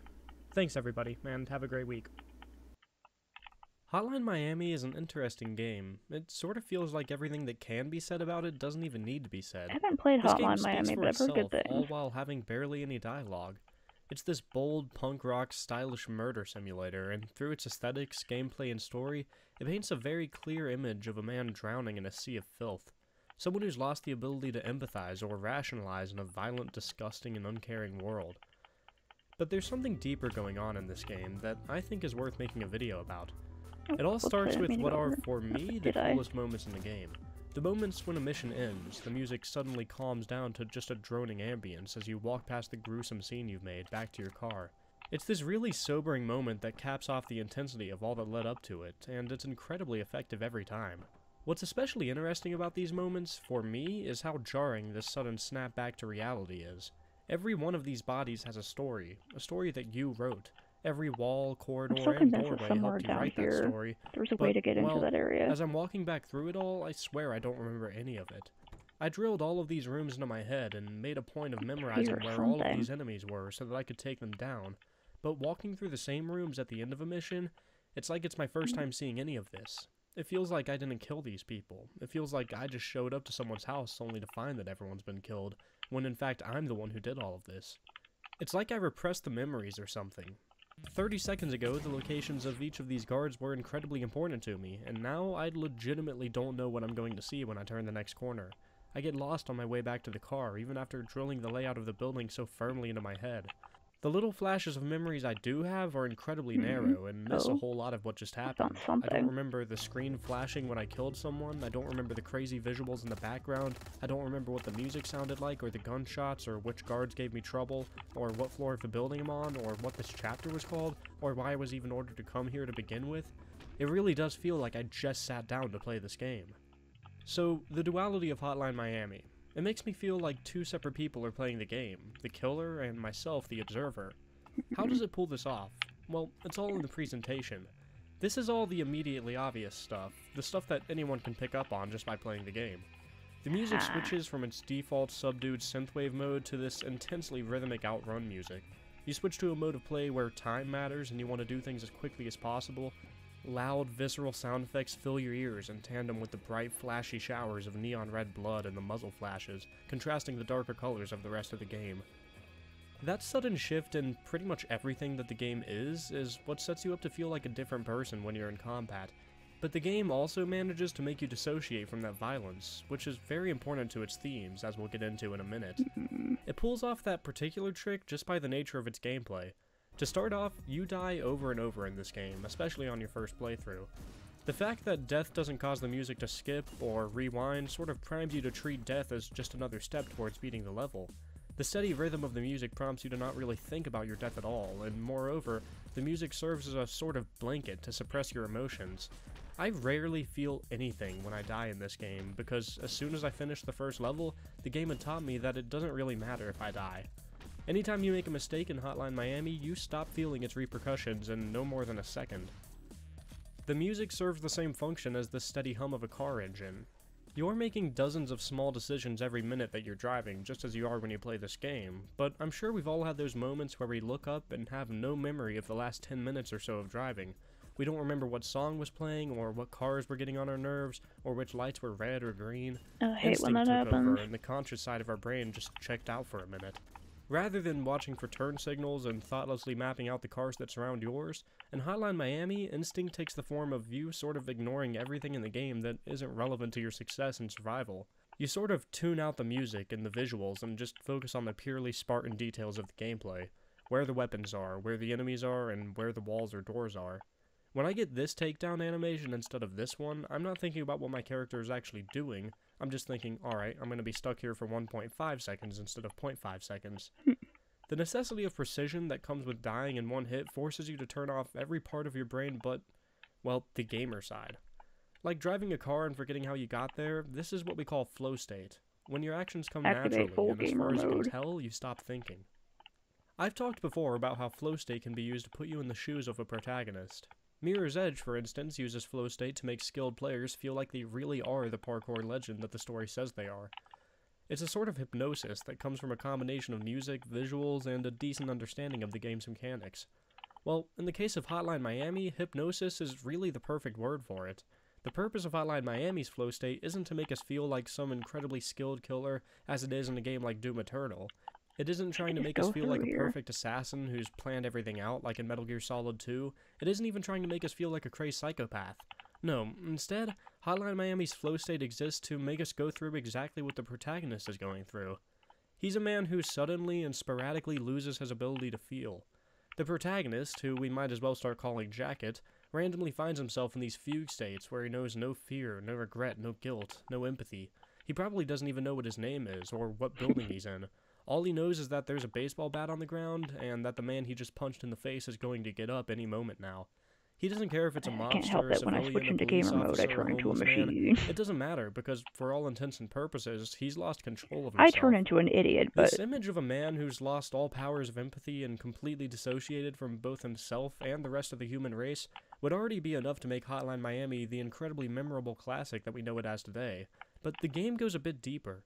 So just for some literal analysis real quick, from the start of the game, Jacket is in a coma, having flashbacks to the last month or two of his life, remembering all of the violence he committed. Because we're seeing these events not exactly as they were, but as Jacket remembers them, we've got a bit of an unreliable narrator thing going on, and so the way that Jacket remembers the world can help point us to what exactly drove him to being crazy enough to shoot up a police HQ. So, what do we know about Jacket's life before the start of the game? Well, we know that his girlfriend recently left him, and he's been stuck at home in a depressed state because of that, leading him to having a pretty dirty apartment. I, unfortunately, can speak from experience when I say that this is a pretty major sign of antisocial behavior, like you've stopped caring about how you are relative to the other people around you. Travis Bickle in Taxi Driver, a film that this game clearly took a lot of inspiration from, says that he just wants to be a normal person like everyone else. But what Jacket is going through is a little different. As far as we know, he doesn't have PTSD from the start of the game like Travis had. Instead, he has an absolute lack of concern favorite for part other of this people. area, motherfucking... Then, during the non-combative parts of the game, every time we talk to another person, their faces are shown with these ugly, creepy, and just generally off-putting sprites. There's one guy who I isn't swear, so I become creepy, even more however. forgetful. It's Considering terrible. this guy shows up in so many of Jacket's coma dreams and is always being nice to him, I think it's fair to assume that this guy was Jacket's only friend. Of course, everyone else is a complete jerk to him and has those weird, creepy sprites for their faces. Now, I'm probably reading into things a bit too much here, but for me, faces have always been about empathy. When you see someone who's hurt, an empathetic person tends to create a less dramatic mirror of their pained expression. They wince from the pain, you cringe from the empathy. It's called the chameleon effect, and it's an important part of healthy social behavior. These ugly faces, if that's how Jacket remembers seeing them, would make that behavior a lot harder to pull off. If you see somebody as being this creepy looking and scary, of course you aren't going to empathize with them. This antisocial, anti-empathetic angle also ties in with what is probably the most iconic imagery of the game. Try me. As someone who looks kind of creepy, I empathize with my fellow Jacket and the monsters. rest of the world, helping him to block out his humanity during his dissociative episodes. Not only do they help him dissociate from the people he's hurting, but they also help him dissociate from himself. Why do you think during the conversation scenes he's talking to people that are wearing the exact same masks he used to kill people? He's projecting his actions onto these fictional characters he's created. Richard, Ramus, Don Juan, and all of the other masks he wears over the course of the game. This brings us to the last point of discussion, where Jacket got his masks. 50 Blessings, the group that's been calling Jacket and coercing him into all of this violence. Basically, 50 Blessings is an American nationalist group that's trying to destabilize budding relations between America and Russia, and the first step of their plan was to take down Miami's Russian mafia. They did so by finding weak and vulnerable people like Jacket after his girlfriend left and convincing them to join up, signing a waiver which states that they're willing to die for their country. I live in a once they dark sign and up, dank as far as cave. 50 Blessings is concerned, they're free of any moral guilt when they start threatening their own Serving up members dank into going on these memes and suicidal dank killing sprees, targeting the kush. mafia. I don't smoke weed. Essentially, whether it's a lack of empathy for Russia or a lack of empathy for its own members, 50 Blessings is a group that is founded on and runs on a lack of empathy. And as the two members who've been sending the phone calls to Jacket and Biker say in the alternate ending, it's sweeping the nation. something about this world is making it all too easy for people to dissociate from those around them, and so this American nationalism is sharply on the rise. I'm not going to get into the political factors of the late 80s that might have led to this, but 50 blessings and a lack of empathy for the world is sweeping the nation in this game. Their emblem, this little circle with 3 lines going through it, can be found all over the place, a mute reminder that Jacket is constantly seeing, constantly reminding him that he agreed to completely sever himself from his already dwindling sense of empathy. Hotline Miami is ultimately about what happens when people, for one reason or another, ditch their empathy. Suddenly, people find themselves feeling empty and their lives meaningless. I think there must be something over here, right? They have no problem taking advantage of other empty people to achieve their goals. Heck, is it gonna come back? They tend to double down on their self-destructive behaviors. They dissociate from their feelings and start to operate on pure instinct. Fittingly enough, when you lose empathy, you put on a mask and become an animal.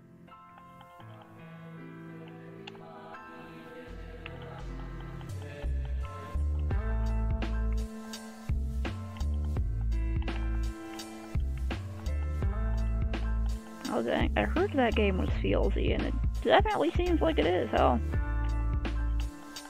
Got some serious stuff going on.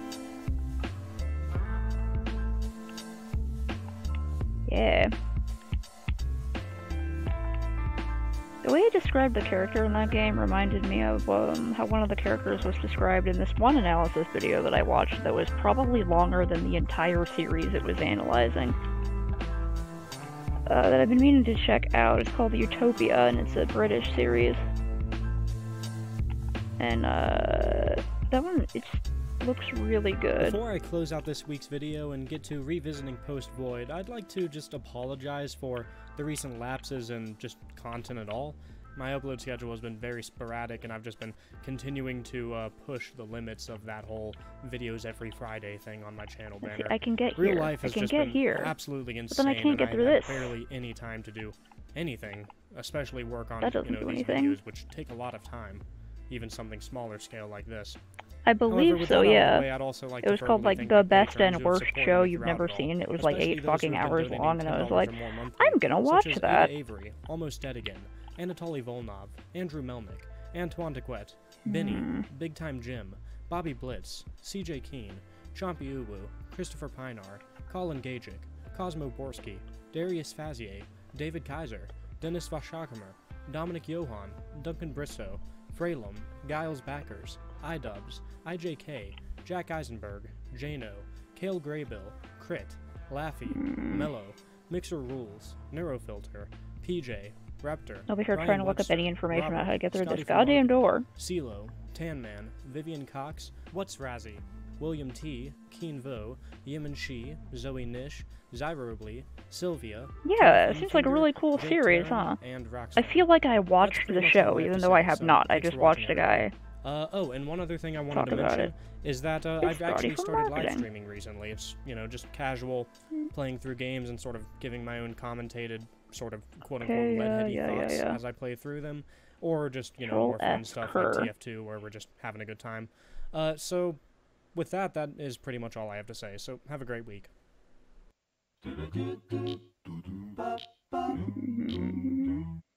Over the years, I've tried a few times to write a video on Portal 2. I've searched the game far and wide for that seed, the core idea that I could use as a foundation to write an entire video. But I've never really found anything that was worth a video. It's kind of obvious what makes this game so fantastic. Well, not too long ago, me and my friend decided to run through the game simultaneously and talk about what we saw as we went along. When we were discussing everything afterwards, we came to a conclusion that there really isn't a single smart character in the entire game. Yeah, her We voice sounds jokingly call similar, this but the like moron different. theory.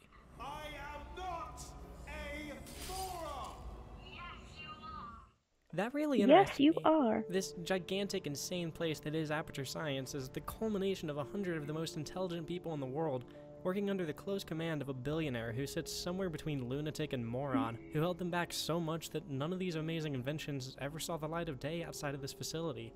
It's like Willy Wonka's chocolate factory if the candy never actually made its store shelves, all because every named character in the series is, well, a moron. I don't really like the idea of this being a lore channel, but this is basically a lore video. Think of it as a way for me to expose this really clever and unique writing stunt that Valve pulled with this game. Hell yeah, Anyways, I love Portal. You've probably got a couple characters in your head who you think aren't morons, but geniuses. Don't worry, I'll debunk those. But first, let's just go over some of the history of Aperture Science that we learn over this game. Basically, in the 50s, Cave Johnson was leading Aperture Fixtures, a military contractor producing shower curtains. He took his fortune that he earned from this and hired a ton of the world's top scientists, and basically had them working around the clock, just doing science at all costs, hoping to find some breakthrough invention to earn him and his company the next windfall, until eventually the whole company fell apart. Doing science at all costs. That's pretty much the basis for everything we see in Aperture Science, from the early days to what Wheatley does when he takes over the facility, to what happens between GLaDOS and the co-op robots after Chell leaves. Let's start with the Cave Johnson era, before GLaDOS was ever created. Like I said, this guy got a ton of money selling shower curtains to the military and used it to buy salt mines where his company, Aperture Science, would experiment and develop new technologies, hoping, of course, to become rich off of them. These scientists managed to invent the portal gun, the most amazing invention ever, but even after 50 years of serious refinement, it never made it out of the testing phase. Even though the portal gun was obviously the route to follow if he wanted to make a fortune, Cave continued having his lab boys just test everything. Seemingly, his business model was to just do as much science as is physically possible, and then just wait for money to appear in his bank account. He'd take all of these people, these pillars of human achievement, and break their bones, replace their blood with gasoline, give them tumors only to cut them out later, get them to solve puzzles involving his technologies, inject mantis DNA into them, just doing science stuff with no real goal in mind. This line right here sums it up. Just a heads up, we're going to have a superconductor turned up full blast and pointed at you for the duration of this next test. Is this a code? Nothing is telling me this is a code. No idea what it'll do. Probably nothing. A lot of great people died for the sake of seeing what happens when humans have their blood replaced with gasoline, because somehow that was meant to generate a profit.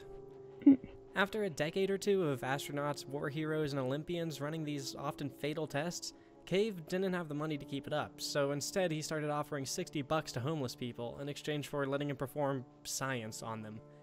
Basically the same sort of experiments. I guess it's just less expensive to kill a homeless person than it is to kill an Olympian.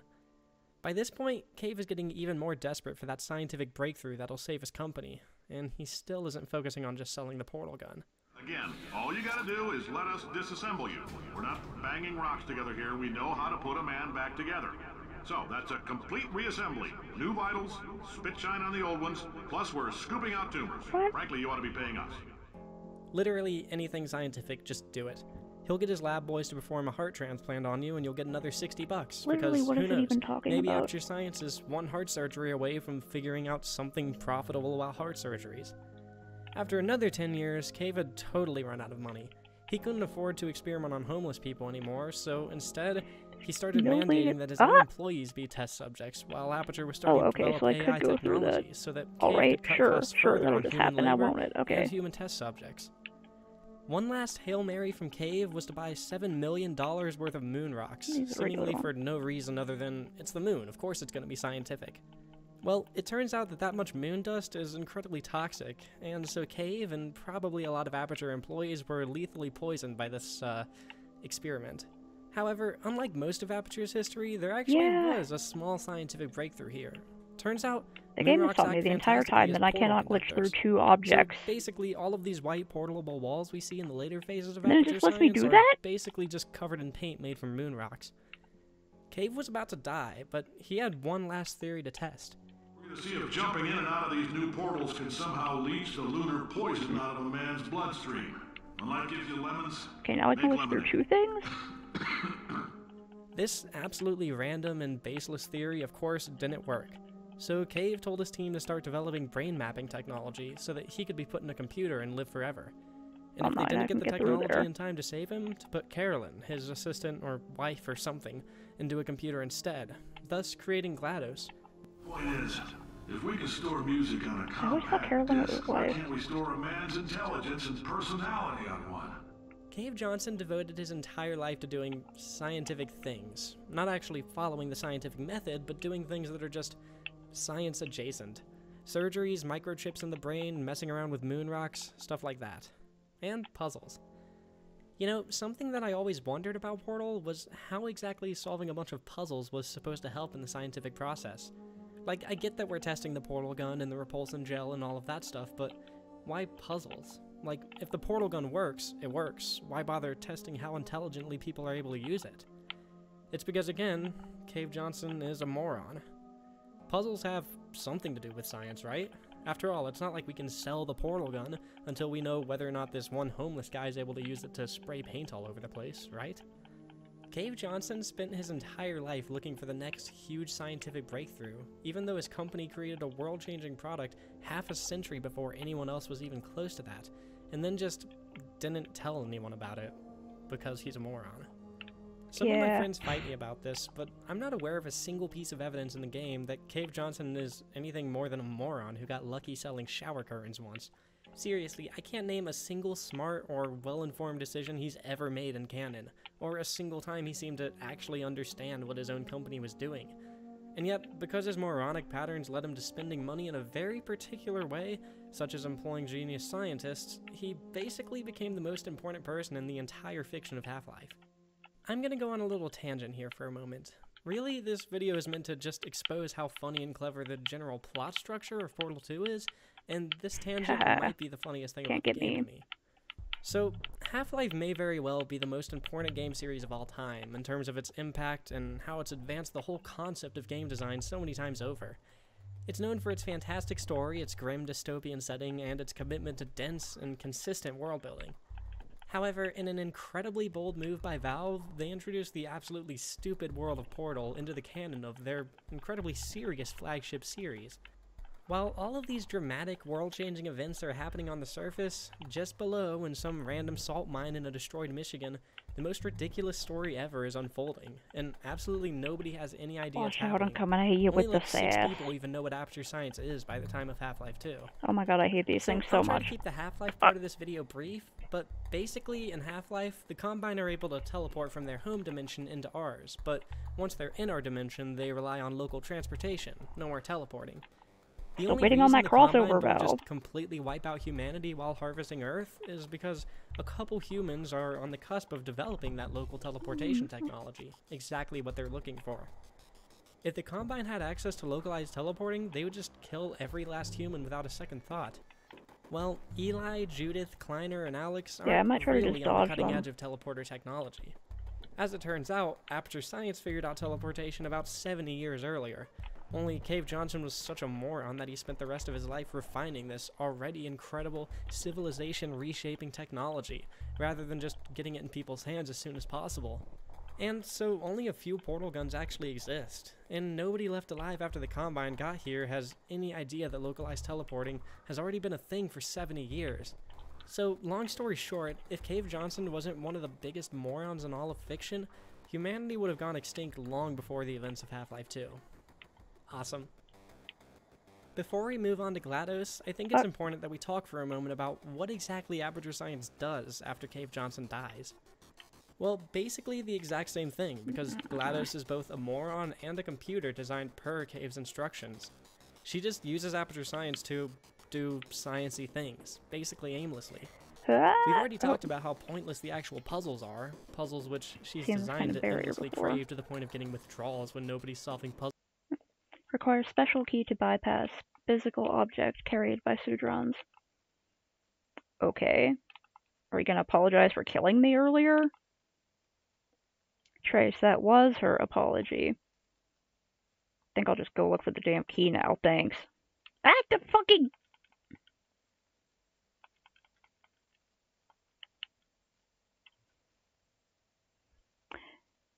Well, in front of her. That happened, so that's But then nice. we got Okay. to what might be the most pointless I like how they and cruel thing that patiently Aperture waited Science for the does. robots to tell me what to Something do. that's surrounding us throughout the entirety of both games. So, I don't know if this reading of the Portal series is the most widespread or not, but basically, the way I see it, almost everything in Aperture Science is sentient. If you want some evidence of this in Portal 1, you can watch an old, crusty video I did on that game called Portal: Cracks in the System. But looking just at Portal 2, I mean, we've got the sentient nanobots that are repairing this elevator shaft. I ain't got no manners. I'm a hooligan. We've got these wall A panels. hooligan, who a very much look ne'er-do-well. frustrated when they're I'm up to jammed no in good. place. GLaDOS refers to some Fuck. parts of the test Fuckity chambers fuck. in a way that seems Heck to dang. recognize their sentience, calling Bitch. the door mainframe he instead of it, saying he won't be living anymore. She says that this faith plate is letting out a distress code rather than an error code. We see that certain turrets have distinct personalities, and we even hear GLaDOS say this. I think that one was about to say, I love you. They are sentient, of course. We just have a lot of them. We just have a Like lot. I said, I've covered some more of the first game's evidence for this in a different video, and I don't want to spend all day treading old ground, but Portal 1 even subtly hints that the portal gun itself is sentient. And at this point, if Aperture Science is all about just doing as many scientific things as possible, why not just make every single thing with a computer in it sentient? I if don't know, you I'm have that part kind of Italian. I processing get power? to be I mean, somewhat screw it. Italian Maybe we'll learn sometimes, I something guess. about artificial life if we make sure that these boxes, destined to be abandoned for thousands of years, I'm also can part feel New portal. York. So next up, we've got GLaDOS. Hey, I'm sure a gaming lot of you are here. thinking GLaDOS isn't a moron, she's a genius, but just insane. Well, to talk about GLaDOS, first we've got to talk about Carolyn. Frankly, I don't know what the wiki might say about her, maybe there's some cut line that actually goes against this idea, but as with Cave, I don't see any evidence in this entire game, that's actually in the game, that Carolyn is anything more than, well, basically a ditzy trophy wife at best, or a hot assistant to keep Cave company at worst. Yeah. Goodbye, Carolyn. Yeah, just a little bit funny. Not full funny. Really, the closest thing we get to evidence of the contrary is GLaDOS saying that the itch didn't bother her How because did she I was get up always in here it for the before? science. What the fuck? Personally, I attribute that line to the personality cores that she had in the first game, noting the fact that she acts a lot differently in Portal 2 without them. But anyways, we never hear Cave say anything Is there a way like, to get past Carolyn here? says that the moon rocks, yada yada yada. It's always, the lab boys say that the moon rocks, you get my point. So wife, or just assistant, it really seems like Carolyn is just, well, a moron that Cave fell in love with. Well, what happens when a totally stupid There we go. person is put into a supercomputer and suddenly has access to all of human history, miles worth of machinery, Jump and up. millions of MIPS worth of processing power?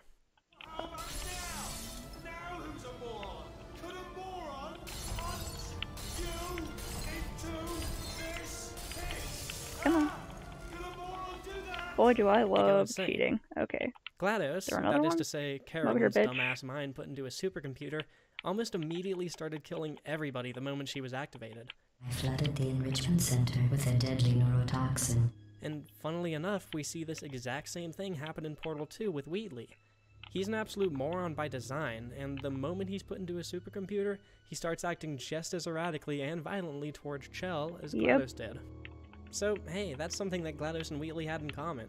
They were both morons that were suddenly given petabytes worth of information and immediately started acting violently. They have some of the only best difference dialogue is that writing you'll ever GLaDOS see in had your whole fucking personality life. cores attached to her, which helped to nullify the violent moron inside of her and make her act more rationally.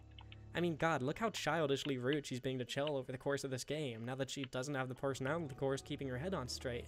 Remember before when I was talking about smelly garbage standing around being useless? That was a metaphor. I was actually talking about you. And Yes, I'm it is sorry. quite obvious. You didn't react at the time, so I was worried it sailed right over your head, which would have made this apology seem insane. Okay, need a That's key. why I had to call you garbage a second time just now. Wheatley, though, he never had the crutch that is personality God, I cores. glue those. Needless to say, Wheatley's a massive moron. This is literally explained to us by GLaDOS. Oh, fuck, how do I cheat this one? Greatest minds of a generation, Yeah, it's gotta brute working force it. together with the express purpose of building the dumbest moron who ever lived. Although, as a side note, so that I have something interesting to say about this little guy, as far as I can tell, this scene where he's trying to get his new invention, the Frankencube, to complete a test, seems to be the only instance in either Portal game of somebody actually performing a scientific experiment, which is just genius. That reminds me of one other hilarious detail that isn't really relevant, but that I'd be remiss not to bring up. When what? GLaDOS tries to fry Wheatley's What the mind fuck? with the logical Oh. paradox, Wheatley is too stupid to understand that it even is a paradox. was but this all of supposed the to happen? Frankencubes are instantly destroyed, meaning that these boxes with legs are Oh. smarter than Wheatley Oh. is. I glitched through the wall. Am I supposed to be in here? Oh, what? True. I'll go true. Yeah, that was easy. Anyways, Oh, we've no. got one last name character to cover. Chell, the player character. I don't She's think an that's interesting supposed to one. happen. All she really Okay, wait, does there we over go. both games is prove the her hell? intelligence by solving puzzles. It doesn't really feel right to call her a moron, but well, she does have brain damage, as this fantastic fourth wall breaking joke in the beginning shows us. Just tell me, just say yes. Okay, what you're doing there is jumping. You just jumped. But never mind, say apple. Apple. Okay, you know what? That's close enough. Just hold tight. It's my personal headcanon that Chell I from don't this moment know. on thinks that speaking Elite is the gamer same thing as skills, jumping, perhaps? And so every time a puzzle demands that she jump, she just tries to speak. But enough about that. The point is, while the world is being harvested and humanity is fighting tooth and nail with its last dying breath on the surface, somewhere underground, a moron didn't realize that he should start selling the most incredible invention ever, and instead he went on to build a facility so incredible that it could be considered the 8th wonder of the world, so that he could get his ditzy wife to go into a supercomputer, where her and a million other tiny AIs would develop their own culture without humans, and collect centuries worth of practically useless data that no human would ever even get a chance to glimpse at, save for a single brain-damaged mute lunatic who put history's greatest moron in charge of a dozen or so nuclear reactors, now I'm resulting wondering if in I the should go facility back falling in there, apart and her like I'm teleporting supposed the to. ultimate moron onto the surface of the moon. Half-Life has some of the most discussed and analyzed lore in the history of gaming, but somewhere out there within that lore, there's just this one little space where one of gaming's most ridiculous stories is unfolding, and that's just genius. Really, 40 kids all doing potato batteries for the Bring Your Daughter to Work Day science fair is just the perfect metaphor for everything that Aperture Science did from the 1950s to whatever distant future this game takes place in. Nobody's proving or disproving anything, but, well, building a potato battery is kind of like science, right? Let's spend our whole life building potato batteries over and over again, and wait for the scientific breakthroughs and the military contracts and the money to flow in. Right, Cave?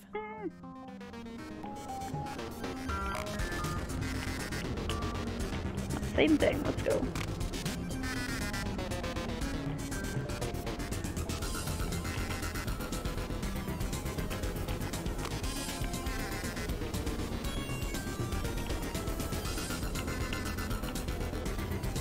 I hit it from here. Not quite.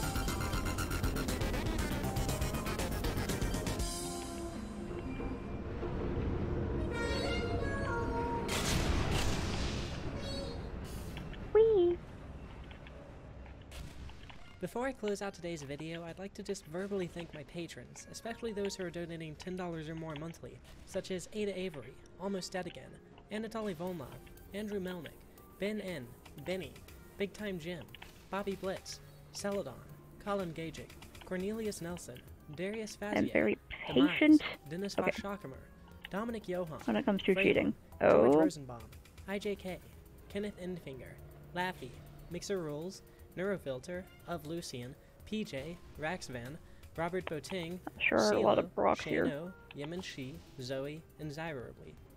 I'd also like to extend these things Something to hidden just here? everybody who decided to stay subscribed after my announcement a couple days ago. Needless to say, I've been horrified about it, so hopefully things are going okay so far. But with that, I hope you have a great February. So you've got a character sheet all written out and a couple of friends who want to play D&D, but you're missing one vital component. The world, the characters, the laws of physics everyone's gonna break to make for cool moments you'll commission artists on the internet to draw for you. But such a role requires leadership, initiative, a total willingness to have a bunch of children stomp on all your ideas in favor of doing funny memes and stupid scenarios. Despite all that, such a title has an extremely low barrier to entry and is probably the most important thing at your entire role-playing table, and without one, the game will not exist. So anybody and everybody should perform the duty at least once for the sake of their fellow players, begging for a chance to experience this wonderful pastime. So long as I don't have to be the one to do it. What? Oh yeah, it's this guy. He's always wearing that funny Monster Hunter hat. Welcome to a crap guide to Dungeons and Dragons. I haven't even played Monster Hunter, but that's my favorite thing in this. Oh sweet, I got something. The Dungeon Hey, Master, I or found Game the Master key. if you like Okay, clay in your cool. soup, is the mind behind the magic and who decides just about everything that happens in the game besides the player's own Anything else choices. in Your here? role as a DM is to control and describe literally every single little detail that happens during the game, as you are the game. The game cannot exist without a Dungeon Master. As the DM, you call the shots based on how the rules work, or if you don't like the rules and say, shoot that poot, and come up with your own. Otherwise, how else are you supposed to know if your rules lawyering player is giving you correct information and isn't just making an elaborate manipulative plot to trick you into giving them a pet displacer beast? Fortunately for you, if you aren't sure or don't remember how a certain certain rule works, you can always just look it up, because being a good DM is about applying information, not memorizing it, unlike the American education system. Outside of the rules, though, you are the bridge between the players and the fantasy world they're playing in, describing everything that's going on in excruciating detail, like a radio show, but with a lot more awkward pauses. Everything they fuck, marry, or kill is through the context of how you describe it, which means you have to be incredibly deliberate with your vocabulary and respect the Oxford comma, or else you might make the wrong translation of what's going on in your brain to the players, who may then think the innocent bystander NPC is actually a murderer, because you accidentally stuttered when voicing them, saying they were just doing their tasks. There are quite a few ways information can be put across to the players, and it all comes down to the DM's preferred style of presentation!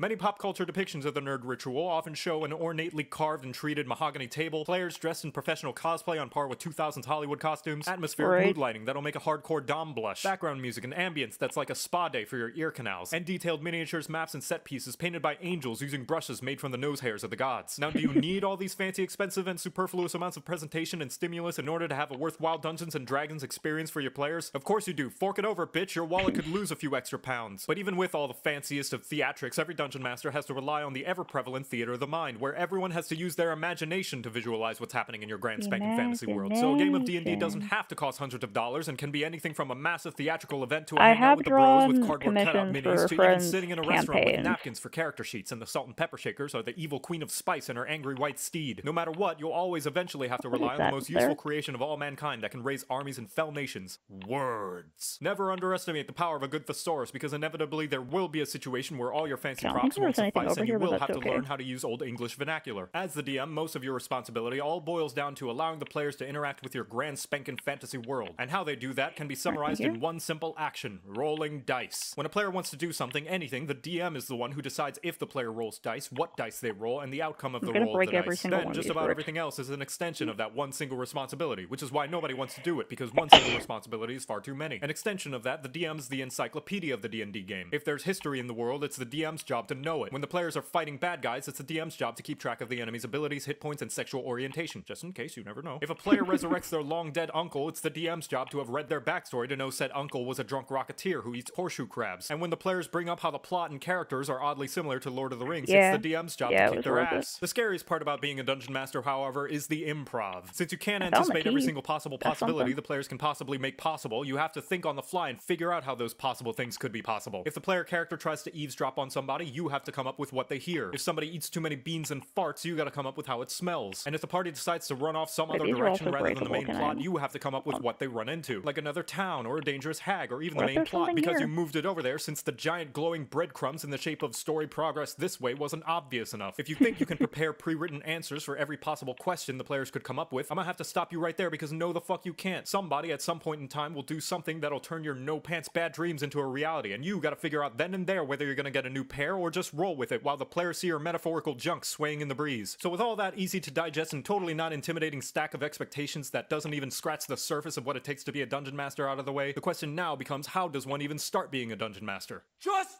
do it! No matter what, you'll want a copy of the player handbook, since it has a majority of the most common rules. As far as actual content goes, though, the most baby-friendly way is to purchase a pre-written adventure, one of these buggers, which will usually have a plot, characters, encounters, villains. He talks very fast, I gotta... The land of civilized kings, spoken of with reverence in poem and song alike, is often described as our motherland, our birthright, a promised kingdom. It is this one's opinion that the land of civilized kings is none other than Sudra itself in a time of former glory. The old machines, those perennial tokens of bad fortune, were our one-time salvation, eternal harvest, eternal happiness, eternal life. How did we learn to fear such things? Human nature. We are trained to expect bad to follow from good, like night following from day. We have an instinct not to drink too deeply of the sweetest nectars, and sometimes this instinct swings to other excess. It is time to stop speaking of the land of civilized kings as a long-lost dream. It was never lost. It is simply waiting for us to wake up. Okay, make Sudra great again. Plenty of faffing about material for your players. However, if that's too much punishment on your wallet, the natural safe word is making a campaign of your own. The thing about safe words, though, is it often stops things in their tracks, so it will require you to come up with most of the aforementioned plot, characters, encounters, villains, and faffing material yourself, which can take anywhere from a night of binge writing to never, because you only ever think about your ideas and never write it down. Either way you go with, once you have the skeleton of your campaign ready, you gotta start filling it with internal organs. And as anyone who's taken biology can tell you, organs are gross and messy and can often go misplaced, so you just have to substitute a a kidney with a moldy sponge for a bit while you go find it. That is until come suddenly on, the follow blood me down cells here. start making friends with the sponge and it becomes more effective than an actual kidney and you start to question everything you've ever learned in school. So good fucking luck figuring out how to balance spending time preparing to run a campaign and spending time actually running a campaign. Do you spend entire weeks drawing maps, writing possible paths and dialogue options for characters down to the description of their cousin's boyfriend's dog's favorite chew toy? Or do you just spend the week doing some faffing about of your own and then spend the final half hour leading up to the session time frantically writing down bits from a D&D random content generator? But hey, once you get a game going, the rest should come naturally. Just take it all one step at a time, and you can especially relax whenever the players start to roleplay and act on their own, because then you can just sit back and relax and let them have their fun, and you don't even have to do dialogue for any NPCs or lore dump on them, or fuck, the rogue tried to steal the paladin's rosary beads. Yes, the dirty whale's underbelly of being a dungeon master is dealing with the barnacle infestation that is being the de facto babysitter of the group, and then you gotta bring out the scraper of social obligation. In some situations, more than others, the DM is expected to have a significant amount of say in organizing the playgroup since you have something of a larger leadership role for the game to exist than the players. You're who the players will look to when arguing over who gets the loot. You will be expected to have a bigger say on when the next session time will be, and you are the one who's expected to kick out the guy who's overriding your descriptions of a pleasant smelling flower garden with the rankness of his workout stank. This means that you cannot take a passive role as a DM. You have control over the fan, and if you see shit flying towards it, you're gonna be expected to turn that fan off before the place really starts to smell like a medieval castle street. With all of that said, I still could not possibly cover the grand mountain climb that is explaining what it takes to be a dungeon master, not to mention what it takes to be a good dungeon master. And I've seduced enough tall folk to make Kanchenjunga horny for me. But I believe the best possible way to show you what it takes to be a dungeon master would be a demonstration of those undergarment moistifying skills I possess. Lucky for your thirsty butts, I've set up a D&D session with a bunch of nerds, and demonstrate I shall.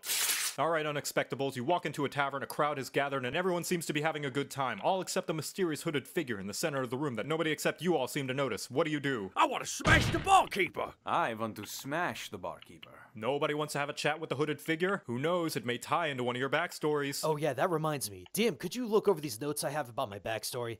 It's only a few pages long, but I wanted to make sure to keep the authenticity of my homeland as the center point to my character development. What the hell? This is a fucking novel. I'm not reading all of this. Oh yeah, speaking of, I wanted to check in with you about this new homebrew I created for one of my backstory's characters. I ran it by a couple of friends and they seem to think it's pretty balanced, so no need to worry about looking over it too much. Oh, no.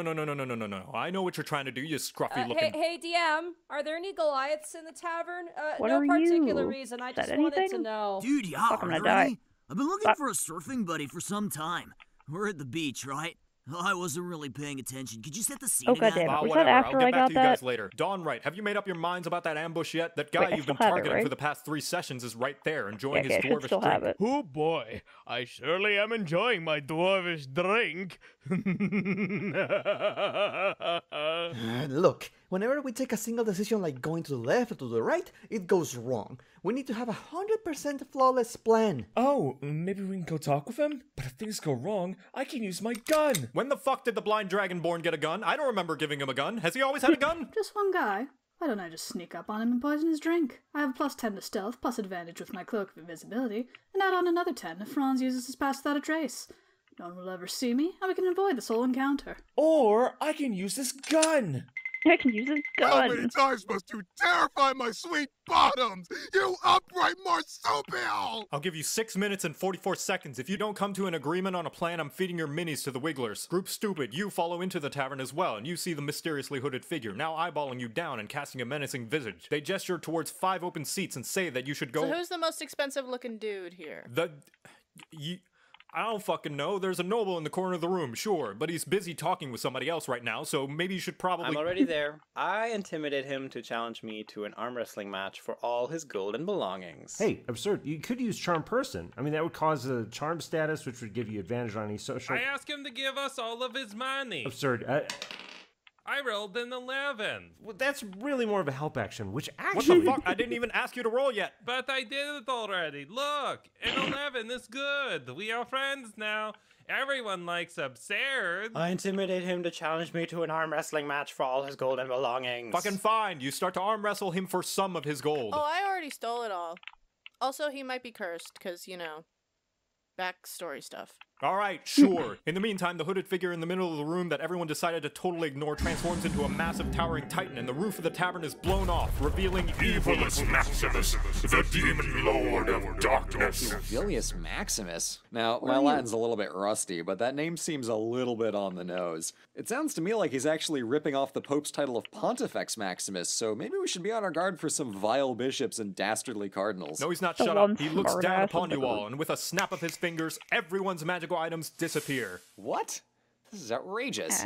This is unfair. I demand to roll an opposing skill check. Ooh, this is the classic weaken your opponent before the showdown strategy used by the really egomaniacal bad guys. He wants to demonstrate that we're over-reliant on our magic items as a sort of condescending attack on our self-worth. Watch, next he's gonna say, your puny trinkets won't save you now. Your puny trinkets won't save you now. He says, holding on your loot and a glowing orb in his grip. Ooh, textbook orb strategy. Stop making comparable analysis. Evilus then casts Hold Person on all patrons of the tavern. Everyone needs to roll a counterspell, counterspell, counterspell. Hey, did you see this new ad for an over-the-table dictionary? What's it called? Counterspell. Fucking how many counterspells do you even have?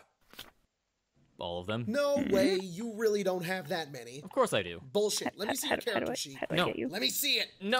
Let me see Nope. it, Davy. No. Give it to me, No, Davy. no, Let me you see can't. it. As a Beastmaster, Warlock, Fighter, Sorcerer multiclass, I'd like to use my Beast movement to carry me to the enemy, then have them attack the enemy, then use my Familiar's action to use the Help action, then cast Haste on myself, cast Eldritch Blast as a Quicken spell, use Action Surge to put a light on my Beast's nose, and attack with my Hasted action. Oh, sweet. My Shield Guardian spell procs, because he targeted me with a spell. So that's going to be a Faithful Hound right on Evilus's heels. Now that it's my turn, my sweet, sweet pup is definitely going to have a munch. And then I'll have the Guardian run up and slap him, and then I'll use my 9th level spell slot to conjure... Wait, hold on. I'm just gonna need 32 that one item enormous about. constrictor snakes. You're You're keeping track of all these initiatives, right? Don't forget that I also have 2 horses, a mastiff, and 6 chickens. Oh, actually, I still have my movement. Can I dodge as a free action? The dog's name is Cheese Puff, by the way. Joel, can I play this? Well, you two sort that out. I'm going to try to scam as many people as possible out of their coins. Whoa, hold up there, you oversized crow. You said you were lawful good. Oh, no. I said I was a half-elven town guard turned hospice nurse and non-lethal hedge knight. But, you know, I can understand the confusion. Besides, I don't believe in alignment anyway. I'm trying to get my scam on. Thank you. Ladies and gentlemen, may you lend me your ears. I have here in my hand one of the finest brews in all Okay, so as I stand up in a chair, everyone looks at me. I smile charmingly and everyone starts cheering already. As I pull out a 12-corded ukulele... Excuse you, who's the DM here? Oh, you, of course, but in this scenario I will have to roll persuasion or performance, and if I pass a DC check 15, I will charm everyone around me into following my every command. Doing this will allow my character to start its own company, creating profits through the selling of a very specific... No. Don't worry, everyone. Just think of all the friends we've helped through our journey and the ties between our hearts that will help us defeat Evilus Maximus. In the name of Saloon, I will punish you. Believe it. Can I stab her and take all her stuff? Later. Hey, DM, not that it actually happened, but hypothetically, if I lost a dice set you let me borrow, would you happen to have another one? I swear, I have the perfect theme music for this exact situation. Just hold on 1 second, I'll find it. Music! Good idea. My furball pulls out their ukulele and begins to sing to the villain. Hey, you with the villain smile, why don't you come and stay and get to know me a while? We're two of a kind, 2 sides of a coin. Well, I got no tail, I can get here. Alrighty, I think that's enough barding for now. Okay. Said that's enough. I feel as though we haven't really sussed out the emotional stakes here. I mean, who is here. Evilus Okay. to us, you know? He's the demon lord of darkness. He murders people and is awful and terrible and bad. Or is he perhaps a metaphor? A construct representing the lasting Oh, woe fuck, that no. Oh, persisted goddammit. after the Okay, age good. of There we reason. go. Or maybe we are all Evilus. He's a reflection of our own inner... Nope, shut up. You know, we probably can't even take Evilus. According to the strategy guide, he commands 4 krakens made of, like, pure gold, which are actually lawful neutral, by the way. So they're technically not even evil, and they just serve an evil lord, which is interesting because... Hey, stop reading the official campaign setting. How's he funding all this? I think I have a general... The villain... No, goddamn, it's one of those fuckers. Can I just get... I'm trying... Okay, shut up! I should make pudding pretzels tonight. Evilus Maximus has you all completely surrounded and begins to speak. Foolish mortals, I've lived for 1,000 lifetimes, and once I'm done with you, I'll continue to live 1,000 more. You are merely a blink in my existence. I filled gods and consumed worlds. Worlds which yours pales in its own Dad's friends are here in the dog. Damn it! We've got him now, guys. I cast polymorph. Oh my God, Saley, shut up! Hey! A T-Rex. No wait, Okay, T-Rex I'm is gonna back. grab T-Rex Pretzels. turns into something I'm gonna smaller. dimension Go, jump. go, go. Could I persuade him to be our friend instead of evil Maximus? You can suck on this soul.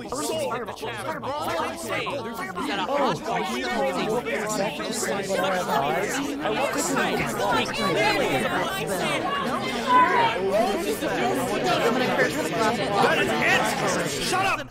Everyone shut the hell up! No, you can't talk to the barkeeper. They ignore you. I didn't read your backstory. Your homebrew is rejected. There are no Goliaths, and pay the fuck attention next time I describe the goddamn scene. No, I'm not gonna describe it again for you. You all took too long, so your ambush fails and you fall to the floor of the tavern. Also, your target runs away. I never asked for a single one of you to roll, so all your dice go to waste. You don't get that gold, your intimidation fails, and you stop being a dongly-bongly rules lawyer for once. You two, stop comparing my totally original campaign to popular and historical media. I will sick the light gray walkers on you. You don't counterspell, your sheet is revoked, and no, you can't do any of whatever all that shit you were trying to do, you moldy min-max and munchkins. Nobody listens to you, and the guards show up to arrest you for disturbing the peace. Hey, it's all right, Joe Crap. There's no need to get so hostile. If you just take a moment to talk to the players, I'm sure we can all— Nobody cares, Matt Mercer. Oh, man. No, no, no, and no to all of your plans. And Evilus Maximus doesn't get interrupted by your spell. He conjures a giant mountain on top of the world, rocks fall, everybody dies, and that's the end of the session because nobody wanted to talk to the obviously mysterious hooded figure in the middle of the fucking room! Mysterious hooded figure might Fine, whatever. Leave. I don't need you. I can find some other players who would be happy to play the game I meticulously planned for them. Go on and cry about it online, you dice-munching goblin breath weirdos. This is what you get for ruining the scene. It's all your fault, you know. You're welcome! Satisfied? What the hell else was I supposed to do? If they don't want to play the game I've set up for them, then they don't deserve to play at all. Maybe, but do you ever think about the game they do want to play? Yeah, my dog was like, oh, Jesus Christ, oh God. I think she got startled. Part of D&D is about how anything can happen. But I planned out this whole thing for them. I even got all the books and everything. It was gonna be a sweeping story with awesome NPCs and an epic conclusion, but they're not doing what I need them to do. That's true, and maybe they never will. Oh yeah, whoops. That might be okay. Sure, keep in mind video where did you not want the game to go, but pause. not everything has to be. Oh, and no to all of your plans. And Evilus Maximus doesn't get interrupted by your spell. He conjures a giant mountain on top of the world, rocks fall, everybody dies, and that's the end of the session because nobody wanted to talk to the obviously mysterious hooded figure in the middle of the fucking room! Mysterious hooded figure Fine, whatever. Leave. I don't need you. I can find some other players who would be happy to play the game I meticulously planned for them. Go on and cry about it online, you dice-munching goblin breath weirdos. This is what you get for ruining the scene. It's all your fault, you know. You're welcome. Satisfied? What the hell else was I supposed to do? If they don't want to play the game I've set up for them, then they don't deserve to play at all. Maybe, but did you ever think about the game they do want to play? You know, the players are just as much a part of how the session goes as you are. Part of D&D is about how anything can happen. But I planned out this whole thing for them. I even got all the books and everything. It was gonna be a sweeping story with awesome NPCs and an epic conclusion, but they're not doing what I need them to do. That's true, and maybe they never will, but that might be okay. Sure, keep in mind where you want the game to go, but not everything has to be by the books. Everyone is playing their own version of D&D, and as the DM, you have to be able to adapt to that. Saying no to everything you don't want them doing isn't going to give them an amazing experience with infinite possibilities. It's just going to make them feel like the game's better off without DMs can like really ruin. But what if I do let them do whatever they want, and things go wrong, and it gets boring, or imbalanced, or I forget something important, or the game goes south somehow, and the players don't like the session anyway? Then you go again and do better next time. This situation right here could be a good start. Yeah, right. And what am I supposed to do? Talk to the players? Yeah. You can certainly try. Guys, wait. I'm sorry. I was worried that if you didn't play the way I wanted you to, that the game wouldn't be as cool or as fun as I thought it could be. I was too constricting on your agency and shouldn't have stopped you from at least attempting to do the things you wanted. And I should have talked with you and maybe come to some sort of compromise on some of the things I was really stubborn about. Yes. Being the dungeon master I'm not is using a just keyboard, I'm really, using a controller. really scary. There's so much I have to keep track of. Coming up with things on the fly can be really hard, and I want to run the best game I can for everyone. And I'm terrified of messing things up. So sometimes I can get a bit... Vapid? Immature. Anatomically confusing? Aggressive. But I'm willing to try again, if you are. Oh, so how about it? They made up. Would you like to play some D&D? Okay, I gotta pause here. Hold on a second. I'll be right back.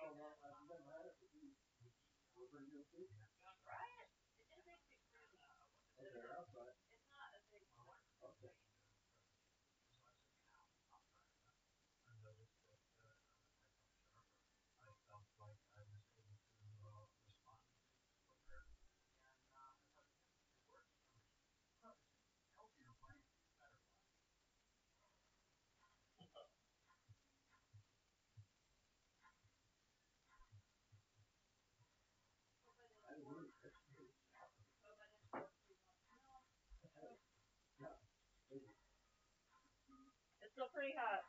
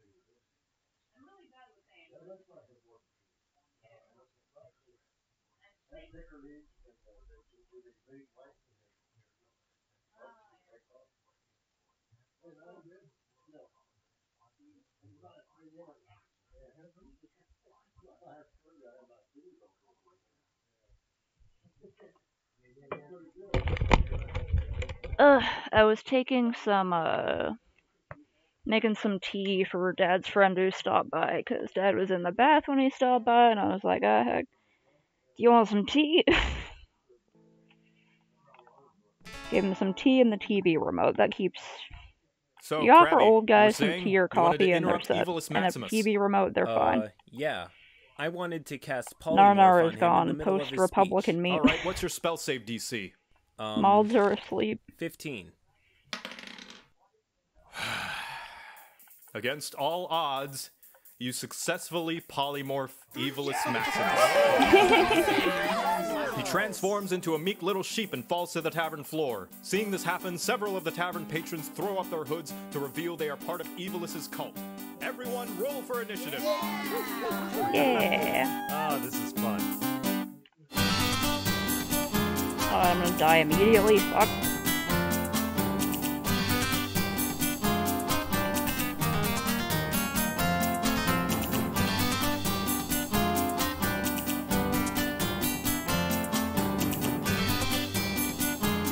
What happens if I try to glitch bomb these guys? Did it do anything? Did it make it go away? Is there something on the other corner here?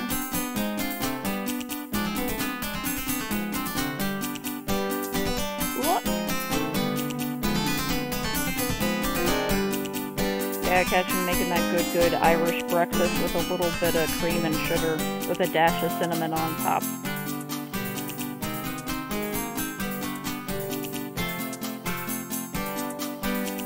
Love that hot leaf water. Heckin' tasty.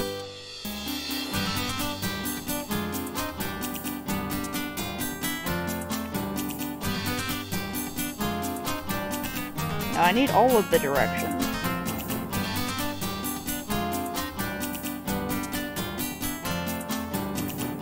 I hate how much damage these ones' bullets do. Like, yeah, I could just run past them, but also it'd be nice if I could kill them too.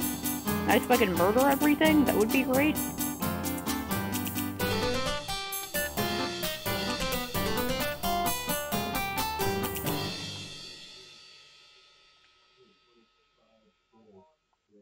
I don't need to win. I will 100% just give up on a game and forget about it forever without even giving a damn. This is going to be Watch so me. good. I've been hoping to get a good laugh for weeks. Hello? Hello, fat fetish artist. Need a commission? Yes, I'd like to commission a weight loss comic, please. What? Hey, you listen here, you son of a bitch! Don't you talk about that! I'll kill you where you stand, you son of a bitch! You listen here, man! Calm down, man, calm down. It's just a simple prank, a little silly gag of mine. I'm no retrobate by any means. Oh, thank God. I thought you were one of those quacks that don't take my art seriously. All right, what do you actually want? Right. I'd like a picture of a person in their young college years eating a massive tub of ice cream. All right, I can do that for you. And immediately in the next panel, running on a treadmill.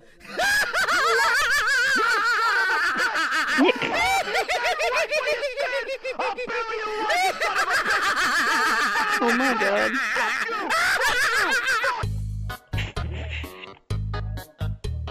Oh, Jesus Christ. Okay. Thank you to the patrons for supporting the channel. Oh, so when you glitch them, they come alive and start shooting. Okay, that's great. Welcome back. Today we're doing part 1 of a new series I'm going to be doing, basically going in depth and analyzing every single aspect of the Five Nights at Freddy's games. I have to try to avoid everything here, I guess. To the fan base, to the theories, everything surrounding the game, basically, I'm going in depth on. Including, for this episode, I have an interview with the first person to ever make a Five Nights at Freddy's Let's Play. So look forward to that. Now it's going to be a bit long-winded, so if you only are interested in one part of it or you want to pause and go back, the timestamps to all the different sections are in the description and they should be visible on the progress bar. Without Please further get ado, off me. let's get Fuck. into it.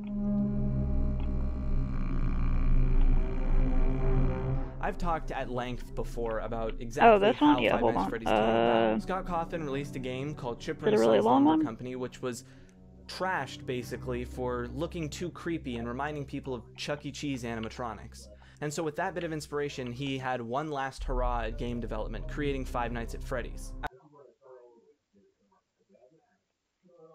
Oh yes, this one is rather long. Okay, hold on, let me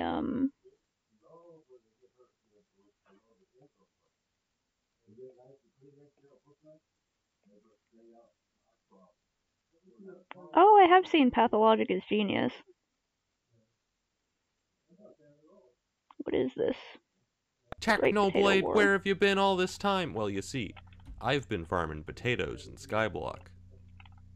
That wasn't a joke. It all started months ago. I just got in a set of superior armor and wanted hot potato books to upgrade it. I could have just bought some from the auction like a normal person, but if Hypixel has taught me anything, it's that if you have a problem, the answer is slavery. So I had 20 potato minions with 20 enchanted lava buckets, 20 super compactors, 20 diamond spread-ins, because it's just free money. Get this upgrade. And with this setup, I was making about 242,000 potatoes per day. At this point, I had enough potatoes for my armor. I could have stopped. I could have put an end to this, but I thought, no, what if I went even further? You can check your ranking in each individual collection, and I was already top 50 in potatoes. I decided at that moment that I was going to be the #1 potato farmer in Skyblock. How hard could it be? First, I needed to get more minion slots. Now, I already spent a lot of time getting to 20 minion slots because I believe minions are important. I mean, they work 24/7, gathering resources even if you never bother to log in, and as such represent the only way to achieve the dream that all Skyblock players share, which is to not have to play anymore. Unfortunately, each minion slot requires exponentially more resources than the last, so I did what any self-respecting Skyblock player would do and sat in the shop menu buying ice for 30 minutes. That works. I'm having fun. I dropped out of college for this. And after spending many hours and 15 million coins, I finally unlocked the 22nd minion slot. At this point, I thought I had first place in the bag. I mean, there's only a couple of solo players that have 23 minion slots, and I figured if anyone went to that much trouble to get more minion slots, they'd probably spend it on a minion that actually makes money, like clay minions. But I thought to myself, you know what? I'm gonna go even more overkill, alright? I'm gonna upgrade my level 7 potato minions to level 9. Now you might be thinking to yourself, oh, Technoblade, isn't that obvious? Isn't it just more potatoes? Why wouldn't you do that immediately? No, it's not, alright? Upgrading past level 7 on minions never makes sense. You're never getting that money back because upgrading cost over 100,000 potatoes just to get to potato 9. That'll take over 2 months to get that money back, over 8 months for level 11. It's just a bad idea. Oh, but Technoblade, isn't that just a long-term investment? No, it's not. Remember Cactus Farms? Remember how they were great for like 5 days and then the admins obliterated them in an update? Yeah, you really think your dreams are going to go that long without getting crushed by the admins? No, you're never seeing that money again. I'm sorry, it's gone. But I wasn't farming potatoes for profit. I was farming them for honor, for glory. So I started upgrading them to level 9. My last hidden weapon was the Farmin' Crystal, which increases the speed of nearby Farmin' minions by 10%. I could only fit 12 minions in that radius, but I thought, you know what? Whatever. I'll just make a second Farm Crystal. Here we go! Anything over here? Oh, okay. No, I'm glad Skyblock tells you that after you make a second crystal. I mean, it's not like you could just tell me that after I make the first crystal. That means whatever. I can get through it's not that one a total area, waste hopefully. of money. At least I can auction. Thank you, Hypixel. If I wanted to fit all my minions in that 8-block radius, I'd have to think in the 3rd dimension. And so, after restructuring my farm, the potato pyramid was complete, yielding 309,000 potatoes per day. But as an ex-English major, I decided that math wasn't enough to defeat my enemies. I needed to consult the classics. In The Art of War, Sun Tzu says, if you know the enemy and know yourself, You need not fear the result of 100 battles. So I decided to do some investigative journalism. I discovered a forum post from September in which a user named I'm a Squid Kid bragged about being ranked #1 in potatoes. By stalking his profile, I found another post weeks later in which he suggested he was now around 7 million potatoes. By putting these two data values on a grid, I could calculate the slope to estimate his average daily potato yield. It wasn't perfect, but it was the best method I could think of to estimate how strong his potato farm was. I mean, it's not like I could just go to his island and look at it. Wait, that worked? But what I found shocked me to my very core. No, this can't be. This man made 8 potato 11 minions, and then he painted the Mona Lisa! It was at this moment I realized that I wasn't dealing with a potato madman, but a potato supervillain. At this point, I fell into despair. All sense of rationality, even the slightest hope of making his money back. This man had thrown them all away to farm potatoes. I had 2 more minion slots than him, but his minions were so high level that he was still making more potatoes than me at 310,000 potatoes per day. But I wasn't even worried about his potato farm. I mean, I still had some minions to upgrade. I was confident I could make a stronger farm. I was worried about his head start. The month I spent farming the Pigman sword, he'd already been farming potatoes. According to my calculations, he was already 7.5 million potatoes ahead of me. Even if all my minions magically became level 11 at that very moment, it would take 107 days to catch up. I can't go that long without uploading. My fans will murder me. So was that it? Was my quest to become the #1 potato farmer in Skyblock destined to end in failure? No, I refused. The sunk cost fallacy wouldn't allow it. If I wanted to defeat a man that had descended into potato madness, I would have to take his insanity and triple it. It was at this moment I spoke words that had never been uttered in the history of Skyblock. I should get minion expanders. Minion expanders have long been known as the most useless item in Skyblock. So you know how all minions have this like 5x5 area in which they work? They don't actually need this area. They could work with 1 block just as fine, because all I do is break a block and then they place it right back. They don't need options. So what the minion expander does is it turns that 5x5 area into a 7x7 area. Why? Why would the minion need more options so it doesn't get bored? But with the Slayer update, they added a hidden attribute to minion expanders, which buff minion speed by 5%, which is still garbage. Diamond spreading gives like 5 times the value, and I didn't have enough space to put both of them in my minions. But unfortunately, diamond spreading only gives diamonds. If I wanted to become #1, I'd have to sacrifice all that free money for 5% more potatoes. With the minion expanders taking up so much extra space, the potato pyramid was no longer enough to fit all my minions within the farming crystals radius. So I built the Potato Dome! Boasting 5 floors, the Potato Dome could fit all 22 expanded minions. And after I'd finished upgrading the rest of them to level 9, the Potato Dome could now produce 337,000 potatoes per day. At this point, the Potato Dome was the most powerful potato farm in Skyblock. I was ranked 20 on the leaderboards and rising fast, and yet I knew in my heart that it wasn't enough. It wasn't even close. I swear to God. But what more could I do? Where are you? Where are you? Where are you? Why won't it get off me? I actually did for like an hour. It made a tiny dent. Sure, it would have worked eventually, but come on. Is mindlessly repeating the same task for hundreds of hours really what Skyblock's all about? Okay, yeah, pretty much. But I wasn't about to do that, man. When I said 100 hours, I was not kidding. And yet, as time went on, it began to seem like that was truly the only way. The opportunity of defeating the enemy is provided by the enemy himself.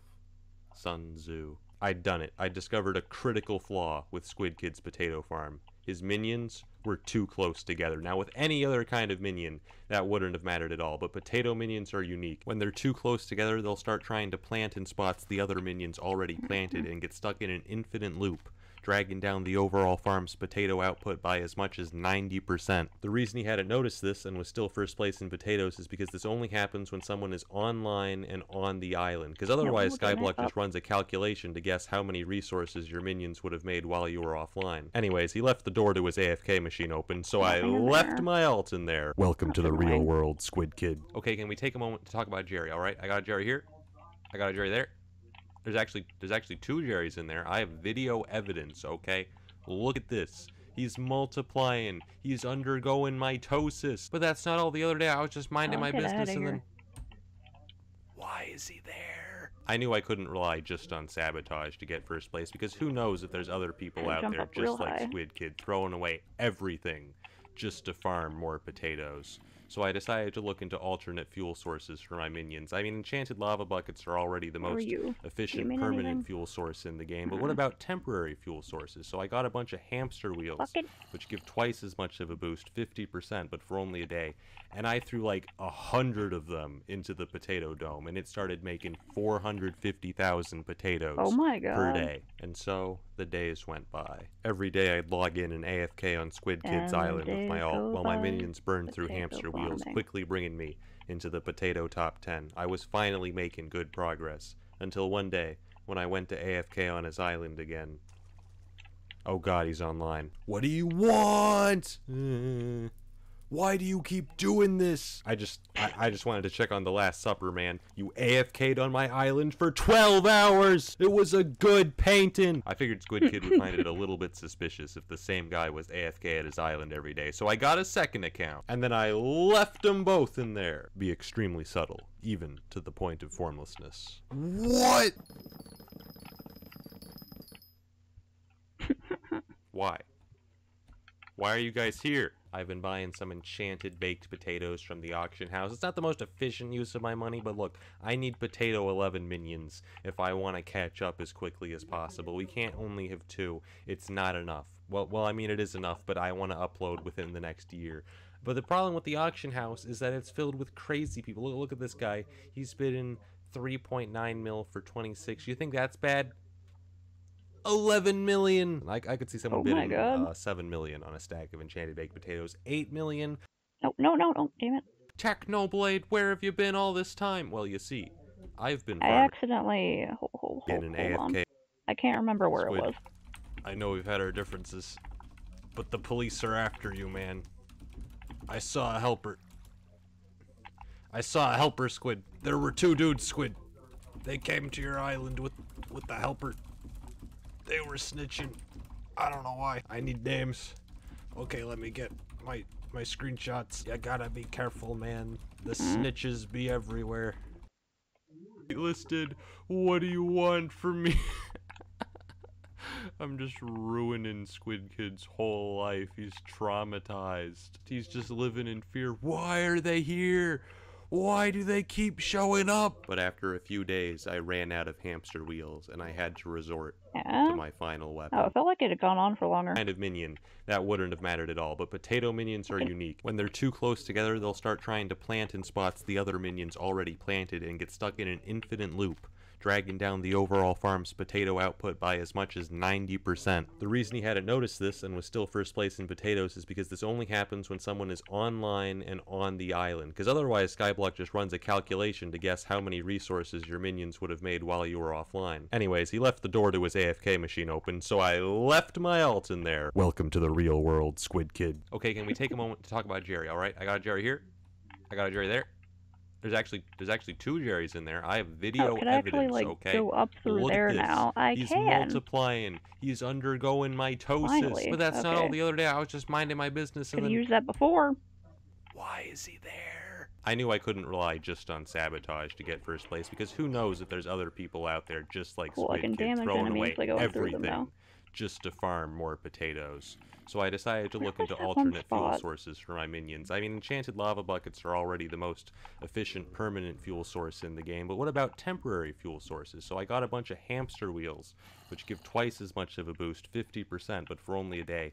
And I threw like 100 of them into the potato dome, and it started making 450,000 potatoes per day. And so the days went by. Every day I'd log in and AFK on Squid Kid's Island with my alt, while my minions burned through hamster wheels, quickly bringing me into the potato top 10. I was finally making good progress, until one day when I went to AFK on his island again.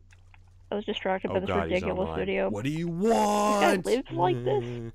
Why do you keep doing this? I just wanted to check on The Last Supper, man. You AFK'd on my island for 12 hours! It was a good painting! I figured Squid Kid would find it a little bit suspicious if the same guy was AFK at his island every day, so I got a second account. And then I left them both in there. Be extremely subtle, even to the point of formlessness. What? Why? I like this effect. That's cool. Why are you guys here? I've been buying some enchanted baked potatoes from the auction house. It's not the most efficient use of my money, but look, I need potato 11 minions if I want to catch up as quickly as possible. We can't only have 2. It's not enough. Well, I mean, it is enough, but I want to upload within the next year. But the problem with the auction house is that it's filled with crazy people. Look at this guy. He's bidding 3.9 mil for 26. You think that's bad? 11 million. I could see someone bidding 7 million on a stack of enchanted baked potatoes. 8 million. I could understand that. 11 million. Deranged psychopath. There's no justification. Send this man to prison. After a couple days of minion farming and buying enchanted baked potatoes, we have 102, which in regular potatoes is over 2.6 million, and we can only make 4 maxed potato minions with it. That's all we can make. That's how expensive maxed potato minions are. They're so good, but it doesn't matter because they cost so much. It's never going to pay off. They're all gone. Whatever. It's for the leaderboards. I had to sell everything so that I could invest it in potatoes, man. I had to sell my young dragon armor, my rare cake collection, massively overinflated Halloween items. I had to mortgage my house. It's crazy out there. I actually did pretty well during the Halloween events, which allowed me to raise a lot of money. But I'm just saying, look at this spooky pile, right? Limited edition item with my name and pig rank stamped on them. Could you imagine how much money I would make if I put this on the auction? I would make Dan TDM's 15 mil water bottle look like tap water. He left a sign for me, whitelisted. What do you want from me? I'm just ruining Squid Kid's whole life. He's traumatized. He's just living in fear. Why are they here? Why do they keep showing up? But after a few days, I ran out of hamster wheels, and I had to resort to my final weapon. The Catalyst. The Catalyst is the strongest fuel source in the game, tripling your minion output, but they only last for 3 hours. Fortunately, I had a couple. With the power of Catalyst, my potato output skyrocketed, and I put that all back into leveling up my minions. And in a matter of days, I had 22 potato 11 minions producing 893,000 potatoes per day. I don't make hot potato books. I make hot potato libraries. Originally, I thought I'd have to go bankrupt buying catalysts if I wanted to catch up to Squid Kid, but I actually discovered that catalysts are amazing. I can buy the materials to make one for like 10,000 coins on the auction, and then each of them makes 14,000 coins in potatoes. This is a miracle. It's free money. So every day I sold hot potato books, and then I bought more crystals, and then I sold more hot potato books, and then I bought more crystals. And that's the story of how I made infinite money. Well, not really, because you can only use so many per day, but I made a lot, and now I was ranked 3 in potatoes. I did some more investigative journalism and found the guy ranked number 2 in potatoes. I'm gonna give you guys 3 guesses as to who left a funny rating on his post. Squid Kid! I was right on his tail, but I decided to visit his island to see just how strong his potato farm was. Oh, this is a joke. This is pathetic. Only 18 minion slots. This is just sad. I've seen Irish famines with more potatoes than this farm. You might get away with this farm in some garbage vegetable like carrots, but potatoes? How dare you? Oh my god, this crystal. This crystal, it only covers 5 of these minions. Oh, I'm gonna throw up. Against a farm like that, I easily took rank number 2. It seemed like I was only 1 step away from my potato dreams, and yet Squid Kid had been so dominant on the potato leaderboards that he was still 3 million potatoes ahead. But with Catalyst, such a lead could be destroyed in a matter of days. Still, to be safe, I kept AFKing on his island, until one day. I checked my alt's window for a moment, and the island was full. 2 guys I'd never heard of before had called the police on Squid Kid and brought a helper to investigate him. Who called the police? Whitelisted. Are you Squid Kid's alt? No, I just AFK here a lot. As a hobby. I'm so suspicious. He doesn't believe me at all. I'm getting banned. They'd been investigating while Squid Kid was offline. I met him later that day and decided to warn him. Squid, I know. Yeah, I muted for a second so I could eat something. But the police are after you, man. I saw a helper. Squid. There were 2 dudes, Squid. They came to your island with the helper. They were snitching. I don't know why. I need names. Okay, let me get my screenshots. You gotta be careful, man. The snitches be everywhere. Anyways, I'm gonna go AFK now. Just act natural. Just... And I'm gone. It seemed strange to be helping my #1 enemy, but his sheer dedication to farming potatoes had earned my respect. I had to give him help from one potato brother to another. Also, I'm deeply scared of him. Did you see what he said when I told him the names? Names noted. That is serial killer talk. We ain't gonna be hearing from those two guys ever again. I kept farming potatoes, and in a matter of days, Squid Kid's lead was almost completely destroyed. And yet Squid Kid himself had no idea. He even put a billboard on his island, #1 in potatoes. But why would he suspect? Just a few days ago, he'd seen proof on the forums that he was millions in the lead. Okay. The poor fool had no idea what was coming. Has it updated? It hasn't updated. All right, I'm going to the hub. Y makes you teleport Has it updated? to the drone's location. B, when not being a drone, #1 in potatoes. To celebrate, I took my jump, 2 alts and my main account, and then I AFK'd on all 3 of them. I think at this point Squid Kid knew that the alts were mine, but he was so confused. Why had Technoblade been AFKing on his island for weeks? He was so confused that he didn't even realize that his potato leaderboard spot had already been taken, so I went to confront him myself one final time. What do you want? Why are you doing this? Your potato rank 1 spot is now mine. He's checking. He's checking.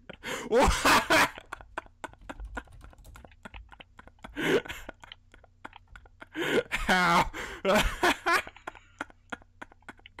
Elite For strats, years, that's how. my machinations lay undetected.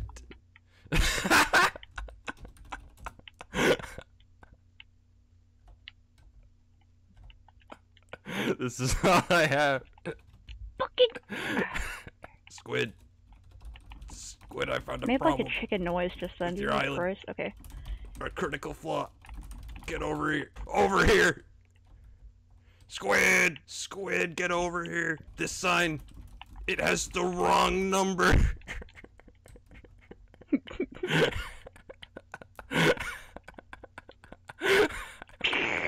Pretty bad week for Squid Kid overall, I'd say. First he got arrested, and then I cyberbullied him, but it had to be done. And let me just say, there is no chance of him catching up. I even got 23 minion slots just to bury any hope he had. This spot is mine, and that's the story of how I became #1 on the potato leaderboards. Slavery of and many, lived many years. happily ever after.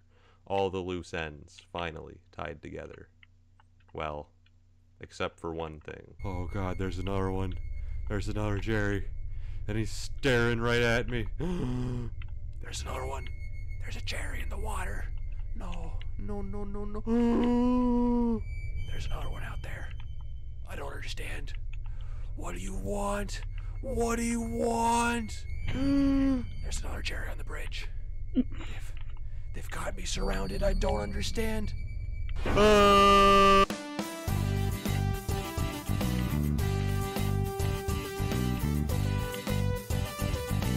How dare you make me start swinging for no reason? Okay.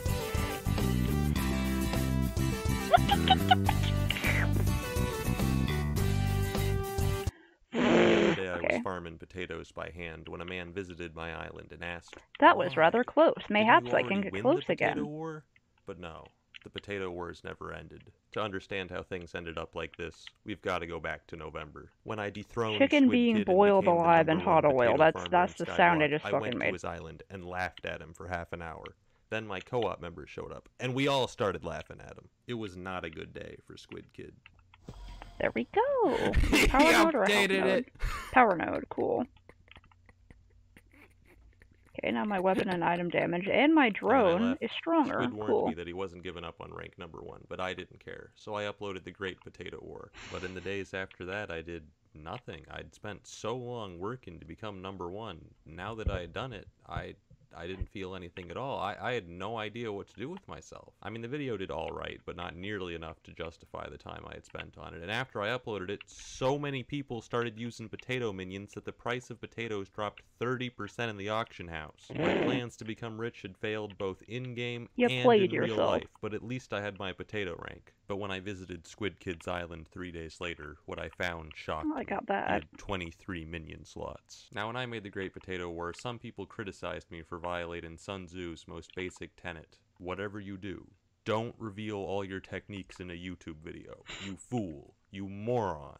But my belief that the Potato War was already over hadn't been baseless. Between my 3 extra minion slots, most of Squid's minions not being max level, and the price of catalysts skyrocketing due to needing the same materials as a new quest, Squid Kid would need almost 100 million coins to catch up. And I knew for a fact he was broke. I decided to do some investigative journalism. I'd seen a new sign on Squid's Island advertising his new guild. So I did what any normal person would do and bought another alt account, and then I infiltrated the guild. But what I found confirmed my worst fears. People were helping Squid Kid. I'd cyberbullied Squid too hard. People had seen the video, felt bad, and gone to his island to hand him the spare items he needed to make more slots, or in some cases just pay him millions of coins, all with the express purpose of defeating Technoblade once and for all. Now, I can't complain about other people getting free stuff, but watching tens of millions get given to my arch nemesis by my own viewers, it was a bra moment. In a week, he had a farm even stronger than my own. My worst fears had been realized. Squid was catching up. If I wanted to remain number one, I had to act fast. Once more I consulted the wisdom of ancient times. Let your plans be dark and impenetrable as night, and when you move, fall like a thunderbolt. I couldn't let Squid learn of my plans, so I boarded up the Potato Dome. I hired goons and swore them to secrecy. I knew Squid would be monitoring my actions, so I started an SMP series to throw him off the trail. And like that, I began my plan. I knew there was only one way to defeat Squid once and for all, by building a farm so powerful it reached the theoretical potato limit. And to do that, I would have to do something no solo player had ever done before. Unlock the 24th minion slot. It wasn't going to be easy. Fortunately, I'd already reached 100 million coins by selling potatoes before prices had fallen. I paid my goons to start gathering the resources we needed, whether that was by purchasing directly from NPCs or scouring the auction house 24/7. In the meantime, I headed to the Spider's Den, where I fought Tier 4 Tarantula bosses until I reached Spider Slayer 5, unlocking the Tarantula minion, which gave several new minion crafts. Progress was steady, but we soon encountered an obstacle. Enchanted Mudden. It was such a useless item that even if you had the money to pay for it, nobody was selling it on the auction house. I had to go on a manhunt to find someone who was actually using sheep minions so I could trade for it directly. This guy says he has some enchanted button for me. Wait, you're not pulling a Foogle, are you? You wanted some enchanted sugar cane, so that's the approximate equivalent in value. Pleasure doing business with you, Foogle. I partially forgive you for your past crimes. Alright, it took 3 days and over 80 million coins, but we finally got all the materials we need to craft. Just look at this. It's beautiful. It's so organized. These are enough to make 50 unique crafts, and then we'll have 24 minion slots. So we're just gonna speed up the craft in here. Hey, what's up there, pal? We did it, boys! The 24th minion was up, and my farm was now producing 1,067,000 potatoes per day. I now had the maximum number of minions, but if I wanted to make the greatest possible potato farm, there was still one upgrade I needed to get. An upgrade even dumber than all the past upgrades combined. Unfortunately, the website I used to stock Squid Kid's auction bids revealed that he was already working on it. I had no other choice. I once said that the most useless item in the game is a minion expander, but that was before I learned about the Flycatcher. The Flycatcher is an upgrade which increased minion speed by 10%, 5% more than the minion expanders I was currently using. Oh, but Technoblade, that sounds great. Wrong. You would not believe how difficult it is to make a Flycatcher. First, you need a Fly Swatter, which drops from less than 1% of high-level Tarantula bosses, and then you need over 10 million coins worth of Tarantula Silk. To give you guys a quick visual of how many materials we're gonna need some of this. I cannot comprehend modded Minecraft. This is fucking wild. Some of that. There's something down here, little guy. A little bit of that. Trying to show me something. And if we combine all of that together, we can make one Flycatcher. I need 24 of these! It was a daunting task, but I knew we had to start immediately. I'd been stalking Squid Kid's Twitter, so I knew he was a college student, and it was late November. Exam season, Squid Kid would be at his weakest. We had to get as many Flycatchers as we could before winter break. I once more gathered my goons and ordered them to acquire the needed materials. Yeah, I'll My stay main with problem was vanilla money. I still had a Minecraft. few That's tens of what I millions of know. coins left over, but if I don't even wanted know what that 24 world. I fly keep adding catchers, things. that wasn't even close to enough. Fortunately, the Potato Dome was making over 3 million coins per day, not including the cost of buying catalyst, which was not an issue for me. Remember when I flexed on all of you with my chest full of catalysts? Yeah, I'm gonna be real with you guys.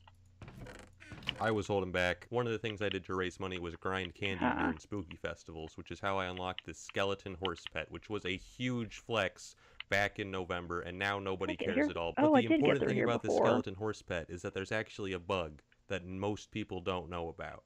The skeleton horse can trample crops on other people's islands. So I found that. Just kidding. I'd never do something like that.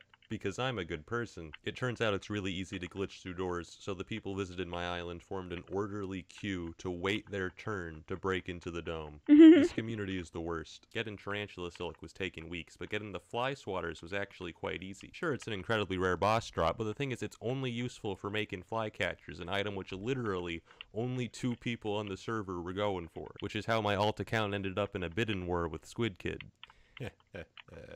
Why did he sent me a party invite? Now he's in the guild chat, Pomme de terre. And I've been kicked. The people breaking into the dome have now started a potato cult.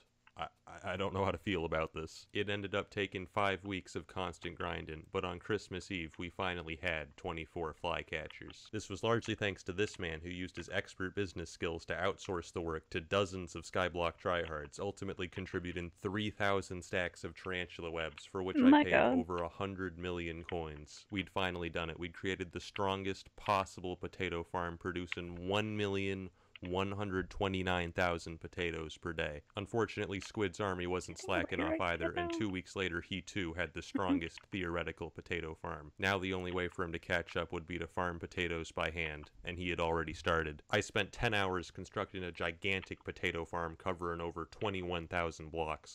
For the next part of my plan, I went to Pigacle. Yeah, this is mine now. You just rob it and sell it. I'll just be taking this. Oh, this is good. I've been pretty broke recently. If you're wondering why I borrowed one of the strongest weapons in the game, it's because the Reaper Scythe has an ability that's crucial for farming potatoes. Now that I had it, I could finally... My farm is finally complete. And it only takes 85 minutes to replant. I made an AFK machine on my island so planted potatoes would keep growing even when I wasn't online. For a few days in January, there was a bug affecting a lot of farming minions. Potato minions were only making 33% the potatoes they were supposed to. Like any normal person, I immediately asked myself, how can I use this information to destroy my enemies? Hey, Squid, notice anything about your minions lately? Yeah? Kind of like glitch the lava. I farmed potatoes for so long that I began to question my sanity. I knew it was bad when one time, after finishing planting potatoes, I took a nap, and when I woke up I had no idea how long I'd been asleep, but when I checked my farm, I instantly knew, these potatoes have been growing for 3.5 hours. Shut up, I don't have a problem. Overall, Squid ended up farming over 1 million potatoes by hand. In that same time, I farmed over 5 million. I had to replant this entire field 19 times! Every day I monitored Squid's live streams on Twitch to the point where I amassed 9,000 channel points. I made sure to farm potatoes whenever he was live to demoralize him. Is he really planting potatoes too? We're gonna go check. If this dude has a mental illness. As time went on, you could begin to hear the hope draining from his voice. I just can't believe how much he's farming. We need Minecraft Mondays to come back. At this point, I was pretty confident in winning the potato war, but the problem is I had no idea how large my lead was. I can see my own potato count and what rank I am, but Squid has disabled the API setting that allows other people to see exactly how many potatoes he's at. Little does he know I have spent the last 4 months meticulously updating a spreadsheet of our potato counts, which I did by crawling through his farm and timing each of his minions with the stopwatch every day to calculate his exact potato output. Based on the math, I should be about 22 million potatoes ahead, which would take over 200 hours of farming by hand to catch up. At that point, I thought the potato war was truly over. But everything changed with the pet update. The first change is that flycatchers got buffed to plus 20%, instantly increasing my potato farm's yield to 1,200,000 231,000 potatoes per day. Of course, the main part of the pet update was the pets themselves. I immediately started looking for a pet that would help me win the war. Unfortunately, none of the pets seemed geared towards potato farming. The best option I could find was the rabbit pet, which gave a small boost to your farming experience. A higher farming level gives you a small chance to get extra potatoes when you farm them by hand, so I figured the rabbit pet would probably help me farm potatoes, maybe 1% faster. It could be epic at worst, but we want... I've heard of Minecraft Mondays, but I don't know what they are. It turned out rabbit pets had a secret third ability that only legendary variants had, which increased the speed of farming minions by up to 30%.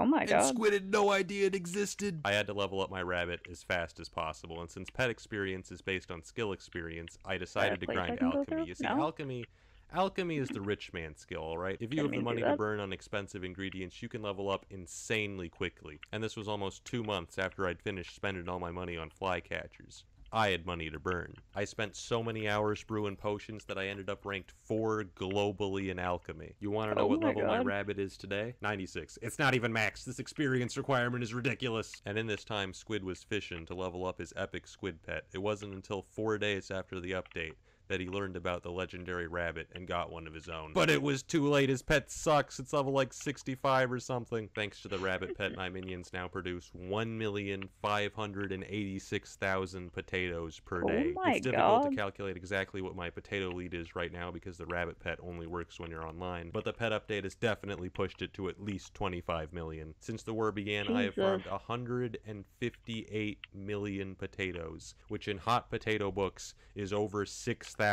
I ain't losing this spot. One last thing I'd like to mention. While I was stalking Squid on my alt, the entire lobby was just piling on him in the chat. They were just hating on him. You see, after the first Potato War video, Squid got 40,000 subscribers in the YouTube rank, and ever since then he's been getting hate because, oh my god, he just got YouTube rank because of Technoblade, it's all luck, he sucks. I just like to take a moment to defend Squid Kid and say it's not all luck. I mean, luck was obviously a big factor, nobody's denying that, but the thing is, most opportunities are created by luck. It takes skill to grasp those opportunities and turn it into success. The original Potato War video would have been so much less funny if Squid wasn't #1 and it was just some random boring guy. Now I talked to Squid afterwards, he's an adult. He doesn't care at all, but I care, alright? So if you see Squid in a lobby, say something nice to him, compliment his hair or something, because he's been dealing with cringe hate for too long, man. We gotta help him. That being said, if Squid Kid thinks he can take my potato rank, he'd better go farm for 1,000,000 years. It ain't happening, dude. You think I've been insane in this video? Wrong. There's actually so many techniques and strategies that I can't even put in this video because he hasn't discovered them yet. I'm keeping them in reserve. You have no idea. This man's been playing checkers while I've been farming potatoes. He's through.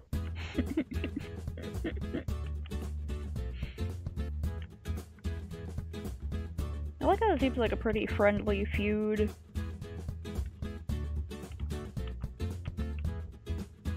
I hope.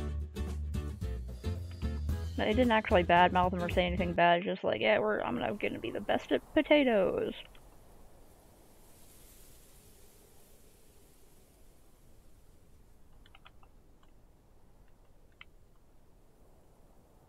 My name is Technoblade, like and I'm the fastest Skyblock player alive. To the outside world, I'm an ordinary Minecraft YouTuber, but secretly, I've spent the last year fighting to maintain my spot as the #1 potato farmer in Skyblock. Opposing me is Squid Kid, the former rank #1, a man whose obsession with potatoes is rivaled only by my own. In my last video, I talked about how the newly added rabbit pet could, at its highest level, increase the amount of potatoes my minions made by 30%, but I knew Squid would watch my video to find out my tactics, so I left out a few of the finer details. You see, the boost from rabbit pets isn't the same as flycatchers or catalysts. You have to be there on the island for the boost to take effect. Once you log off or go to somewhere else in Skyblock, that boost is gone until you come back. But while I was experimenting with the rabbit pet, I uncovered a few interesting facts about how the boost works. For instance, rabbit pets can boost other people's minions if you're visiting their islands as a guest. But minions can only get boosted by 1 rabbit at a time, so you can't just get 20 accounts with rabbit pets for infinite potatoes. But the third thing I found was the most interesting, and this is what Squid Kid didn't know. If there's multiple rabbit pets on the same island, which one boosts the minions?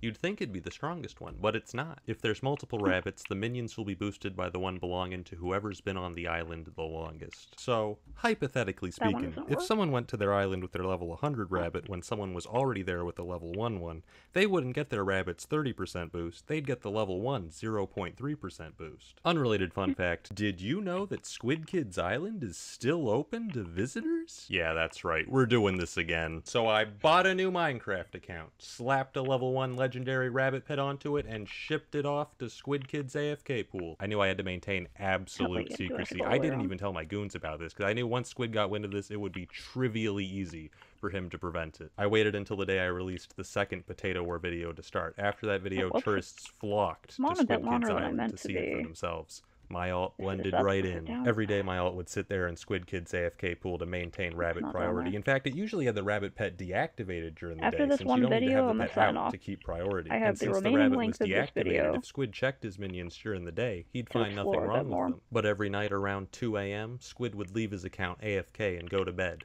And that's when I'd strike, overriding his rabbit pet boost for the rest of the night. And yes, I memorized Squid's sleeping schedule to pull this off. I mean, at this point, how is that even a question? Of course I did. But unfortunately, complications soon arose. Squid and I had both been rushing to get our rabbits to level 100. I had a pretty heavy lead, and I figured it'd take Squid several more weeks to get his there. But unfortunately, an unknown third party got there first and sold his level 100 legendary rabbit directly to Squid. Of course, he didn't forget to brag about this victory on stream. Oh my, oh my. You know who doesn't have a level 100 pet? Yikes, he has a level 99 rabbit pet. He's poor. It's only level 99.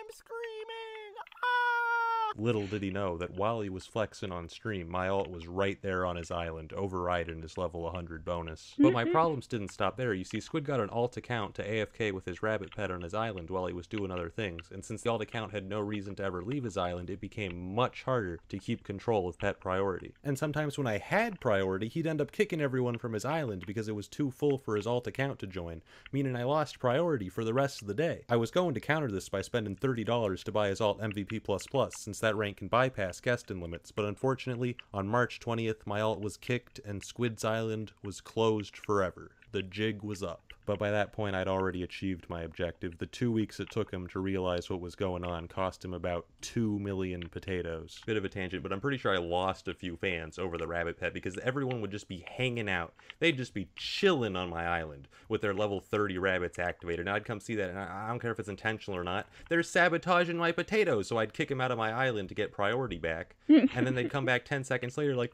"Why did you kick me, Technoblade? I just wanted to meet my favorite YouTuber." And I'd be like, whoa, relax, dude, relax. It's not a big deal. I have a really good reason. Okay, there was nothing in here. I can't tell you because it's a secret. And they'd go like, "It's okay, Technoblade. I know the reason. It's because you hate me specifically. I'll just go leave forever now." And I'm like, "Wait. Come back, no!" So Squid closed his island, which meant I couldn't sabotage him anymore. But what if I told you that was also part of my master plan? You ever noticed how my island has been open to visitors during the Potato War? In the last video I explained, I made an AFK machine on my island so planted potatoes would keep growing even when I wasn't online. I was actually using an advanced technique there called lying. This clip of the AFK pool is from November. I didn't even build the manual farm until January. You might recall from the first Potato War video that minions behave differently depending on whether there's people on the island or not. Because if no one's on the island, Hypixel's not going to waste resources keeping that server online, so they're going to close the server. And then when you come back, they're going to go, "Oh, well, it's been 7 hours. It's going to run a calculation and give you 7 hours worth of stuff." But as we've seen before, that calculation isn't perfect. So I ran an experiment, and in the experiment, I found that when someone's on my island, I get 10% more potatoes. And there was only one thing boosting my minions by 10%. The farm crystal. The farm crystal is an external buff, so it's not included in the offline calculation. So if there's at least one person on my island and Squid's island is empty, I'd get 10% more potatoes. Now it was easy to get people to AFK on my island. What was difficult was getting people off of Squid's island. You see, even months after the first Potato War video came out, when the initial hype was starting to die down a bit, there would be at least one of my own viewers AFK on Squid's island every night, you know, as a joke. Sometimes I would be on Squid's island on an alt account and I'd see someone say in the chat, "I'm gonna go AFK to help Technoblade win the potato war. And I'd beg them. I'd be like, no, dude, please, he fixed that months ago. That doesn't hurt him anymore. And they'd be like, I'm helping, and AFK all night. Squid Kid was getting boosted by my own viewers, and there was nothing I could do to stop them, because what was I going to do? Announce that AFK and helped him? Then even more people would AFK. I realized that the only way to stop this from happening would be to get Squid to close his own island to visitors, without him realizing that that's what I wanted all along. It took 4 long months, but it finally happened. But anyways, back to this tweet. So Squid says he closed his island because someone filled his potion system with rookie axes. A common trolling method in Skyblock is to fill people's inventories with useless items like boats. But the rookie axe is even worse for players like Squid Kid who use the Skyblock add-ons mod, which has a feature which makes it very difficult to drop tools out of your inventory. The point is to stop people from accidentally dropping weapons worth millions of gold, but it also applies to the rookie axe sold in shops for 12 coins. So basically, someone dumping a ton of rookie axes into your hopper system is the worst thing someone can do to you in Skyblock. Now, I've always been interested in psychology. In fact, I almost majored in it, so after 6 months of stalking Squid Kid, I developed a bit of a psychological profile of this man. I know how he talks, I know how he thinks. And when I saw this tweet, I instantly knew that this man was lying. Now, don't get me wrong, I completely believe that somebody dropped rookie axes into his hopper system, because it was me, but that's not the real reason he closed his island. After all, I'd been dropping rookie axes into his hoppers for weeks, but he sent that tweet 8 minutes after he kicked my ult. So I get to thinking, why would Squid lie about that? And I realize Squid knows I monitor his tweets, but what he doesn't know is that that was my alt account. From his perspective, that could have been some random guy with a rabbit, and if that was the case, I'd have no idea rabbits could be used that way. As such, him lying in that tweet could only mean one thing. He's about to sabotage me! So I held a stakeout on my island, and guess what I found a few hours later? A brand new Skyblock account AFKing with a level 1 legendary rabbit. Truthfully, I could have stopped Squid before he even joined my island, but I wanted to catch him in the act, because I'm always getting comments saying, oh my god, Technoblade, why are you so mean to Squid? They don't understand. This is war. There's no holding back. I know that, and Squid knows that. The only difference is that I'm 20 steps ahead. He's playing Skyblock while I'm playing Death Note. He thinks he can outsmart me with my own strategies because he is yet to realize that he is but a puppet, and I, the puppeteer, dance! Potato Boy, dance! I'm happy they so have anyways, such a spirited I got on my rivalry. secret alt account and then sent his secret alt account a party invitation, rich and then I DM'd him on Discord, yo dude, accept my invite. Well, this is awkward. He actually did accept my invite. We had a lovely conversation. And then I banned him from my island. Get out of here. He tried again with another account a few days later. I don't have any proof that this account is him, but look at that username, Stinky Bozo. That's a pretty unusual word. In fact, I've only heard one person say it. Bozo. You are a bozo. Nice one, Bozo. You're a frickin' bozo. Yeah, that's right. Get out of here. I did eventually close my island, but not before I made sure I wouldn't lose potatoes. After that, I moved on to the next phase of my master plan. If I wanted to farm more potatoes, really I'd have to start farming pumpkins. But wait a minute, Technoblade. That's the wrong vegetable. Wait. Damn it.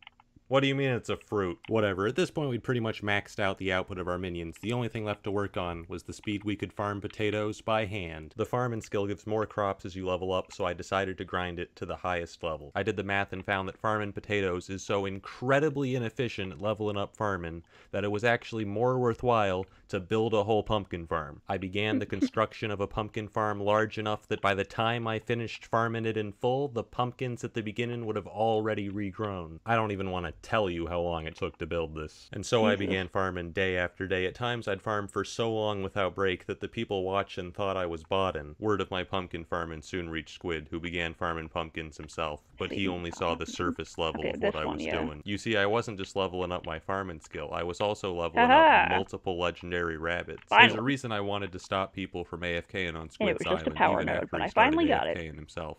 And it's because it's almost impossible for one man to AFK every hour of the day, because servers restart, the game can update, your internet can go out, and if you're asleep or doing something else, you'll be missing out on those bonuses until you get back. Even the most dedicated individual might only average 20 hours of AFK coverage per day, and those 4 hours alone without the rabbit pet and farming crystal cost you 100,000 potatoes. And over time, That adds up. To fix this flaw, I got multiple level 100 rabbits, some leveled myself and others purchased for tens of millions of coins, and then distributed them to goons in diverse time zones. I set my island so only guild members could visit and had my head goon code a Discord bot that automatically pinged them within 5 seconds of the rabbit account leaving my island, at which point one of them could log into the island themselves and boost my minions until I got back. After a few weeks, we both reached farming level 50. On May 4th, there was a pet update which added, among other things, the elephant pet, which at its highest level could increase crop yield by 25%. Ordinarily, a buff to manual farming would be bad for me, since it allows squid to catch up that much more quickly. But I had a plan. The reason farming potatoes by hand is so inefficient is because when you break potatoes, they don't grow back. So 2/3 of the time you spend on farming is spent replanting the potatoes you just harvested. Squid Kid and his viewers spent many hours trying to find a workaround to this, even building an elaborate redstone machine in an attempt to somewhat automate replanting. But in the end, they failed to find a better method and continued farming normally. I should be able to plant 5 at the same time. Why is it so slow? It takes forever. What if I told you I found a way? You see, back in January, I had an idea. What if I had the minions plant for me? At the time, this wasn't practical for 2 reasons. One, I didn't have enough farming bonuses for it to be worth sacrificing the minions' normal output, but this was solved when I got farming level 50. Secondly, potato minions were simply too slow. But since then, they've buffed flycatchers, added the rabbit pet, and added foul flesh, a new fuel source which buffs minion speed by 90%. Even then, the potato minions weren't quite fast enough to keep up. But I thought to myself, if they're only going to be planting, they don't need to waste an upgrade slot on a super compactor. So I spent another 250 million coins to get 48 total flycatchers. Squid and I both started farming potatoes, but his method could get at most 200,000 potatoes per hour, whereas my method with double flycatchers, even after subtracting the amount the minions would have made themselves, could get 410,000 potatoes per hour. For the next 3 weeks, Squid farmed hours every day, but I was farming at the same time. What are the odds he's farming right now? 5 bits? I bet Techno's doing the same thing, just has a 130% faster way to do it. Excuse me? Probably wrong. In this time, I expanded my lead by another 5 million potatoes, but at this point, Squid and I had been farming. Just a second, what the fuck? Elsa Nova? Yes, drones repaired my body before other Rusaki. Trace, I am sorry for my reaction earlier. You should not carry blame for Athetos' crimes. Okay. Ahead is elevator to breach. Athetos is inside. I do not ask you to kill him. Just shut down breach attractor. But he will try to stop you. As always, there is weak point. Find and destroy it. Once breach recedes, I can help, but I cannot survive in breach, so be careful. Athetos lives, okay? We can lock him up or something, but no killing. No killing. Thank you. So, this is you. I was originally soldier. Does it frighten you? I think it was already at some point beyond fear. Ah, crap, I forgot what I was gonna say. Thanks for apologizing. Please don't kill me again. I won't. Be careful. Athetos is devious. You cannot trust him. I'll keep that in mind. Right? Oh, geez. Oh, was one of those things that was flying around, was that part of her old body or something?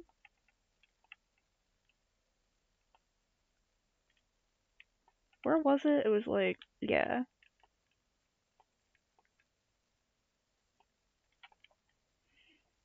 Okay.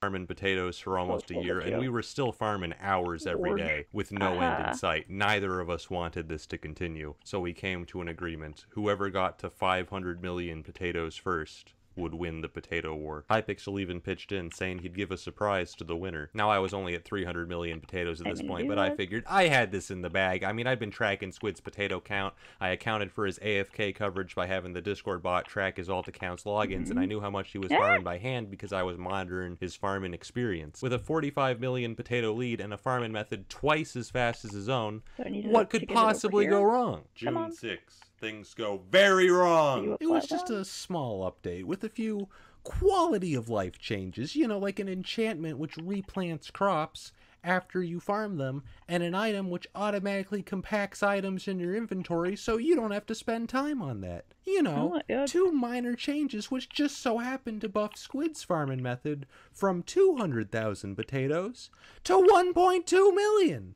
And my farming method becomes worthless. Suddenly, my 45 million potato lead goes from insurmountable to, yeah, Squid can farm that in a couple days. Squid starts putting in crazy hours. If I do 12 hours a day, can he keep up? Absolutely not. People say Technoblade never dies, but I'm putting him in the grave. Meanwhile, I'm sitting here in shambles. I was out here with my lab coat on, doing the science, coming up with new, never before seen potato farming techniques, and this man just goes, admins please, replanting is too hard, and they buff his farming method 6-fold. Was that it? 8 months of plotting and scheming just to fail in the final stretch? No, I couldn't accept that. I was going to win this war, whatever the cost. I immediately drank 3 months of mystical mushroom soup and got to work expanding my old potato farm, a project which would take 25 hours over the next couple days. I knew I was playing the game as intended when I realized that the only reason I ever put on one of the strongest armor sets in the game was to use its 3% speed bonus to optimize tilling dirt. For the next 2 weeks I did nothing except eat, sleep, and farm potatoes. There were only 3 interruptions, each of which cost me millions of potatoes. The first was a dentist appointment, and the second was when I had to play in Minecraft Championships. What do I message him? Was it worth your time losing MCC? It took me 2 hours to lose MCC, but it'll cost you 9 months to lose potato orch. Hey, relax! Relax, hello? Besides that, there was only one other time. I had to go to the store the other day. I had to interrupt my potato farming because my dad was like, hey, can you go to the store and pick up my medicine? And I was like, can I really tell him that I'm not getting his medicine because I need to farm potatoes? Can I really? Look, I'm an atheist, but when God sends me to hell, I want him to hesitate, okay? I want him to hesitate for a few seconds. But Squid was also farming several hours a day, and he had even found a way to maximize his AFK coverage. He started sleeping with his headphones on and had his goons wake him up via Discord call whenever his alt left his island. As someone with a Discord bot tracking his online activity, I can tell you right now that that man is telling the truth. He was waking up multiple times per night. I don't know why he didn't just use backups like me. He actually revealed to me later on that one of my original goons betrayed me and gave him one of our internal documents, and the list of backup pet users is literally right there at the top of the first page. I have no idea how he missed it. But anyways, Squid logged off an hour and a half ago. He should be entering REM sleep just about now. It would be a real shame if someone woke him. I didn't actually wake him up because I wasn't sure if intentional sleep deprivation was legally considered torture or not, so I decided to shelve that strategy for the time being. And after sacrificing 2 weeks of my life, I finally reached 500 million potatoes. We win these! Squid was shocked. He's at 499. No, he's not. Dude, that's actually, like, it's not possible. No. It's not. This can't be real. Squid had been certain that he was right on my tail. I don't know how far behind I am. 100% less than 30 million. And yet when I won the war, I had a lead of over 88 million potatoes. How did I do it? It's just as Sun Tzu says, all war is deception. You see, I knew after the second potato war video that things were going to get more difficult from here on out. Because at this point, Squid had a full organization backing him. He had goons, a cabal of billionaires funding his every move, hundreds of stream viewers making constant suggestions on how to farm potatoes more quickly, and reporting on my every move. So in that video, I prepared my final trick. I hid my true potato count. The number shown in my video wasn't edited, but it didn't include the millions of potatoes left uncollected in my minions. I also say that my minions now produce 1.58 million potatoes, but they're actually producing 1.75 million, because the rabbit pet doesn't actually boost your minions by 30%. It boosts them by 43%. Why? I don't know, it's probably bugged. And Squid couldn't realize the real number when he got a level 100 rabbit of his own, because he was being sabotaged. But the biggest reason my lead expanded by that much was because over those 2 weeks, while Squid averaged 8 hours of farming per day, I averaged 11. I just can't believe how much he's farming. The admins were legit saying that Techno is just like so focused, it baffled them at how like just insane he was. He had no break. I swear to God, this Technoblade dude is focused on another level. Towards the very end, Squid had one of his goons write a program to chart how much I was farming by tracking how much experience my elephant pet had. But by then, it was too late. Once I won the war, there was nothing left to do except celebrate my victory with grace and humility. Go back. Oh my gosh! He's doing a little emote on me. Oh my, not like this. Come on. Was this necessary? Watch me dance, Squid Kid, you lose! You lose the war! After the war, the admins added a temporary NPC to the Skyblock Hub, the Potato King. It gave out a new talisman which boosted potato minions by 5%, a basket for the top 1,000 potato farmers, and to me, the Potato Crown, engraved upon it the words, "All men can see the tactics whereby I conquer, but what none can see is the strategy out of which victory is evolved." Sun Tzu. The Art of War. That NPC is gone now. I took too long to edit this video. I gained a lot from the Potato War. Patience, discipline, carpal tunnel. I guess my main regret is that I bribed Squid's Discord admin to give my alt permission to see into his secret text channels, and then he never used them all year. With the war over, Squid took down his potato minions, and my fields have gone unfarmed. While we were enemies, I still respect Squid Kid. I understand now that it is only with a worthy rival that one can reach their fullest potential. While he may have lost the war, he's gone from 70 subscribers to having tens of thousands of fans, so it can't be said that he's lost completely. For my part, I've realized now that rank number 1 isn't an achievement. It's a prison, which forces you to dedicate your life to defending a temporary title. But now, with the war finally over, I'm free. He is free.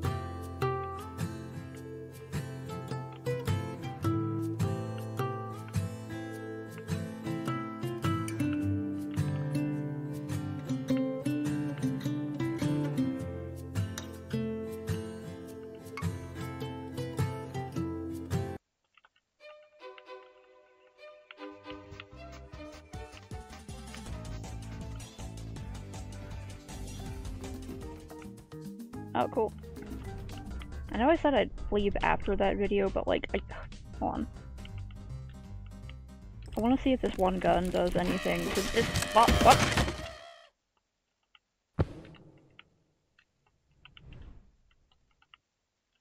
Hello again. Welcome back. Flash games. A great relic of the 2000s. Today, I love Flash games. I downloaded Flashpoint and I was able to play Hannah in the Ice Caves again. It was so great. Objectively poo-tier trash. If you were anything like me as a kid, then you probably spent a great deal of time on many different websites playing Flash games. I have fond memories of sites like Congregate, Nitrome, Cool Math Games. Oh, okay. Hold on. Each of these had their own personal identity and a catalog of games. Some good, some bad, and some just kinda strange. Today we'll be playing these games and pitting them against each other to determine which game is truly the best. Bro, have you downloaded Flashpoint yet? Support for Flash Player it's so great. So I figured I would make this video before this chunk of our history is erased. Keep in mind, this list is 100% objective fact and cannot be argued with. Good work. Anyway, let us begin. We'll start our journey with D tier, because as we all know, low-end mediocrity is far worse than abject failure. We begin our journey with a true classic, Bloxors. Probably a good game, but, simply put, f*** this game. It really puts into perspective just how little functional brain cells I actually have. Yeah, sure, the game is probably good, but oh my god, just get in the hole! You gotta roll this rectangle prism guy into this hole right here. He doesn't fit horizontally, so you gotta roll him in vertically. Dude, just get in the fuck! Every level gets harder, and every waking minute I spend here decreases my IQ by several points. D tier. Trash. What? Don't ever talk to me again. Oh my god. Okay, moving on, we have Bubble Trouble. Wait, Bubble Struggle? Bro, there are so many good Flash games. Alright. Shoot bubbles, bubbles split into 2 more bubbles. Shoot more bubbles. You're missing out. Thrilling. Once again, I find myself utterly incapable of predicting the path of a bouncing bubble. Fuck! The first few levels are fairly easy, but then... Fuck!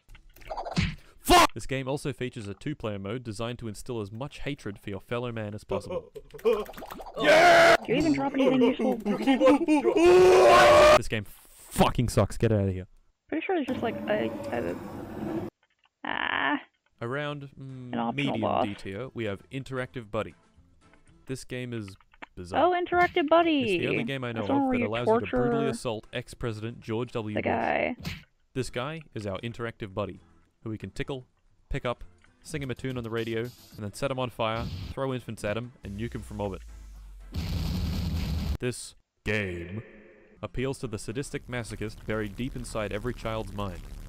Like any classic CIA interrogation, there isn't actually an end goal. Fucking cause a guy as much pain as possible and he gets points on it. It's pretty great. To get items and weapons, you need money, which is earned by repeatedly throwing bowling balls into the poor guy's head. We can also use this money to dress our interactive buddy up as different people, like Republican, Democrat, Guerrilla Fighter, Teletubby. Yeah, you can make it a fucking Teletubby. Tom? The game also features different modes, like blood and gore.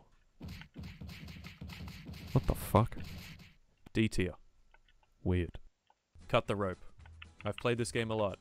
It's not great. You cut a rope and feed this little doll bludger his Centrelink payment.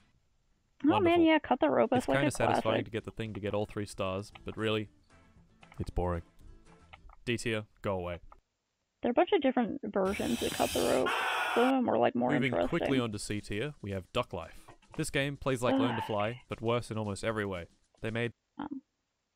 Check this more out in a minute. There's some that I haven't heard of that a lot of people played, or, you know, some that I heard of that I just never got around to because I was too busy playing Hannah and the Pirate Caves.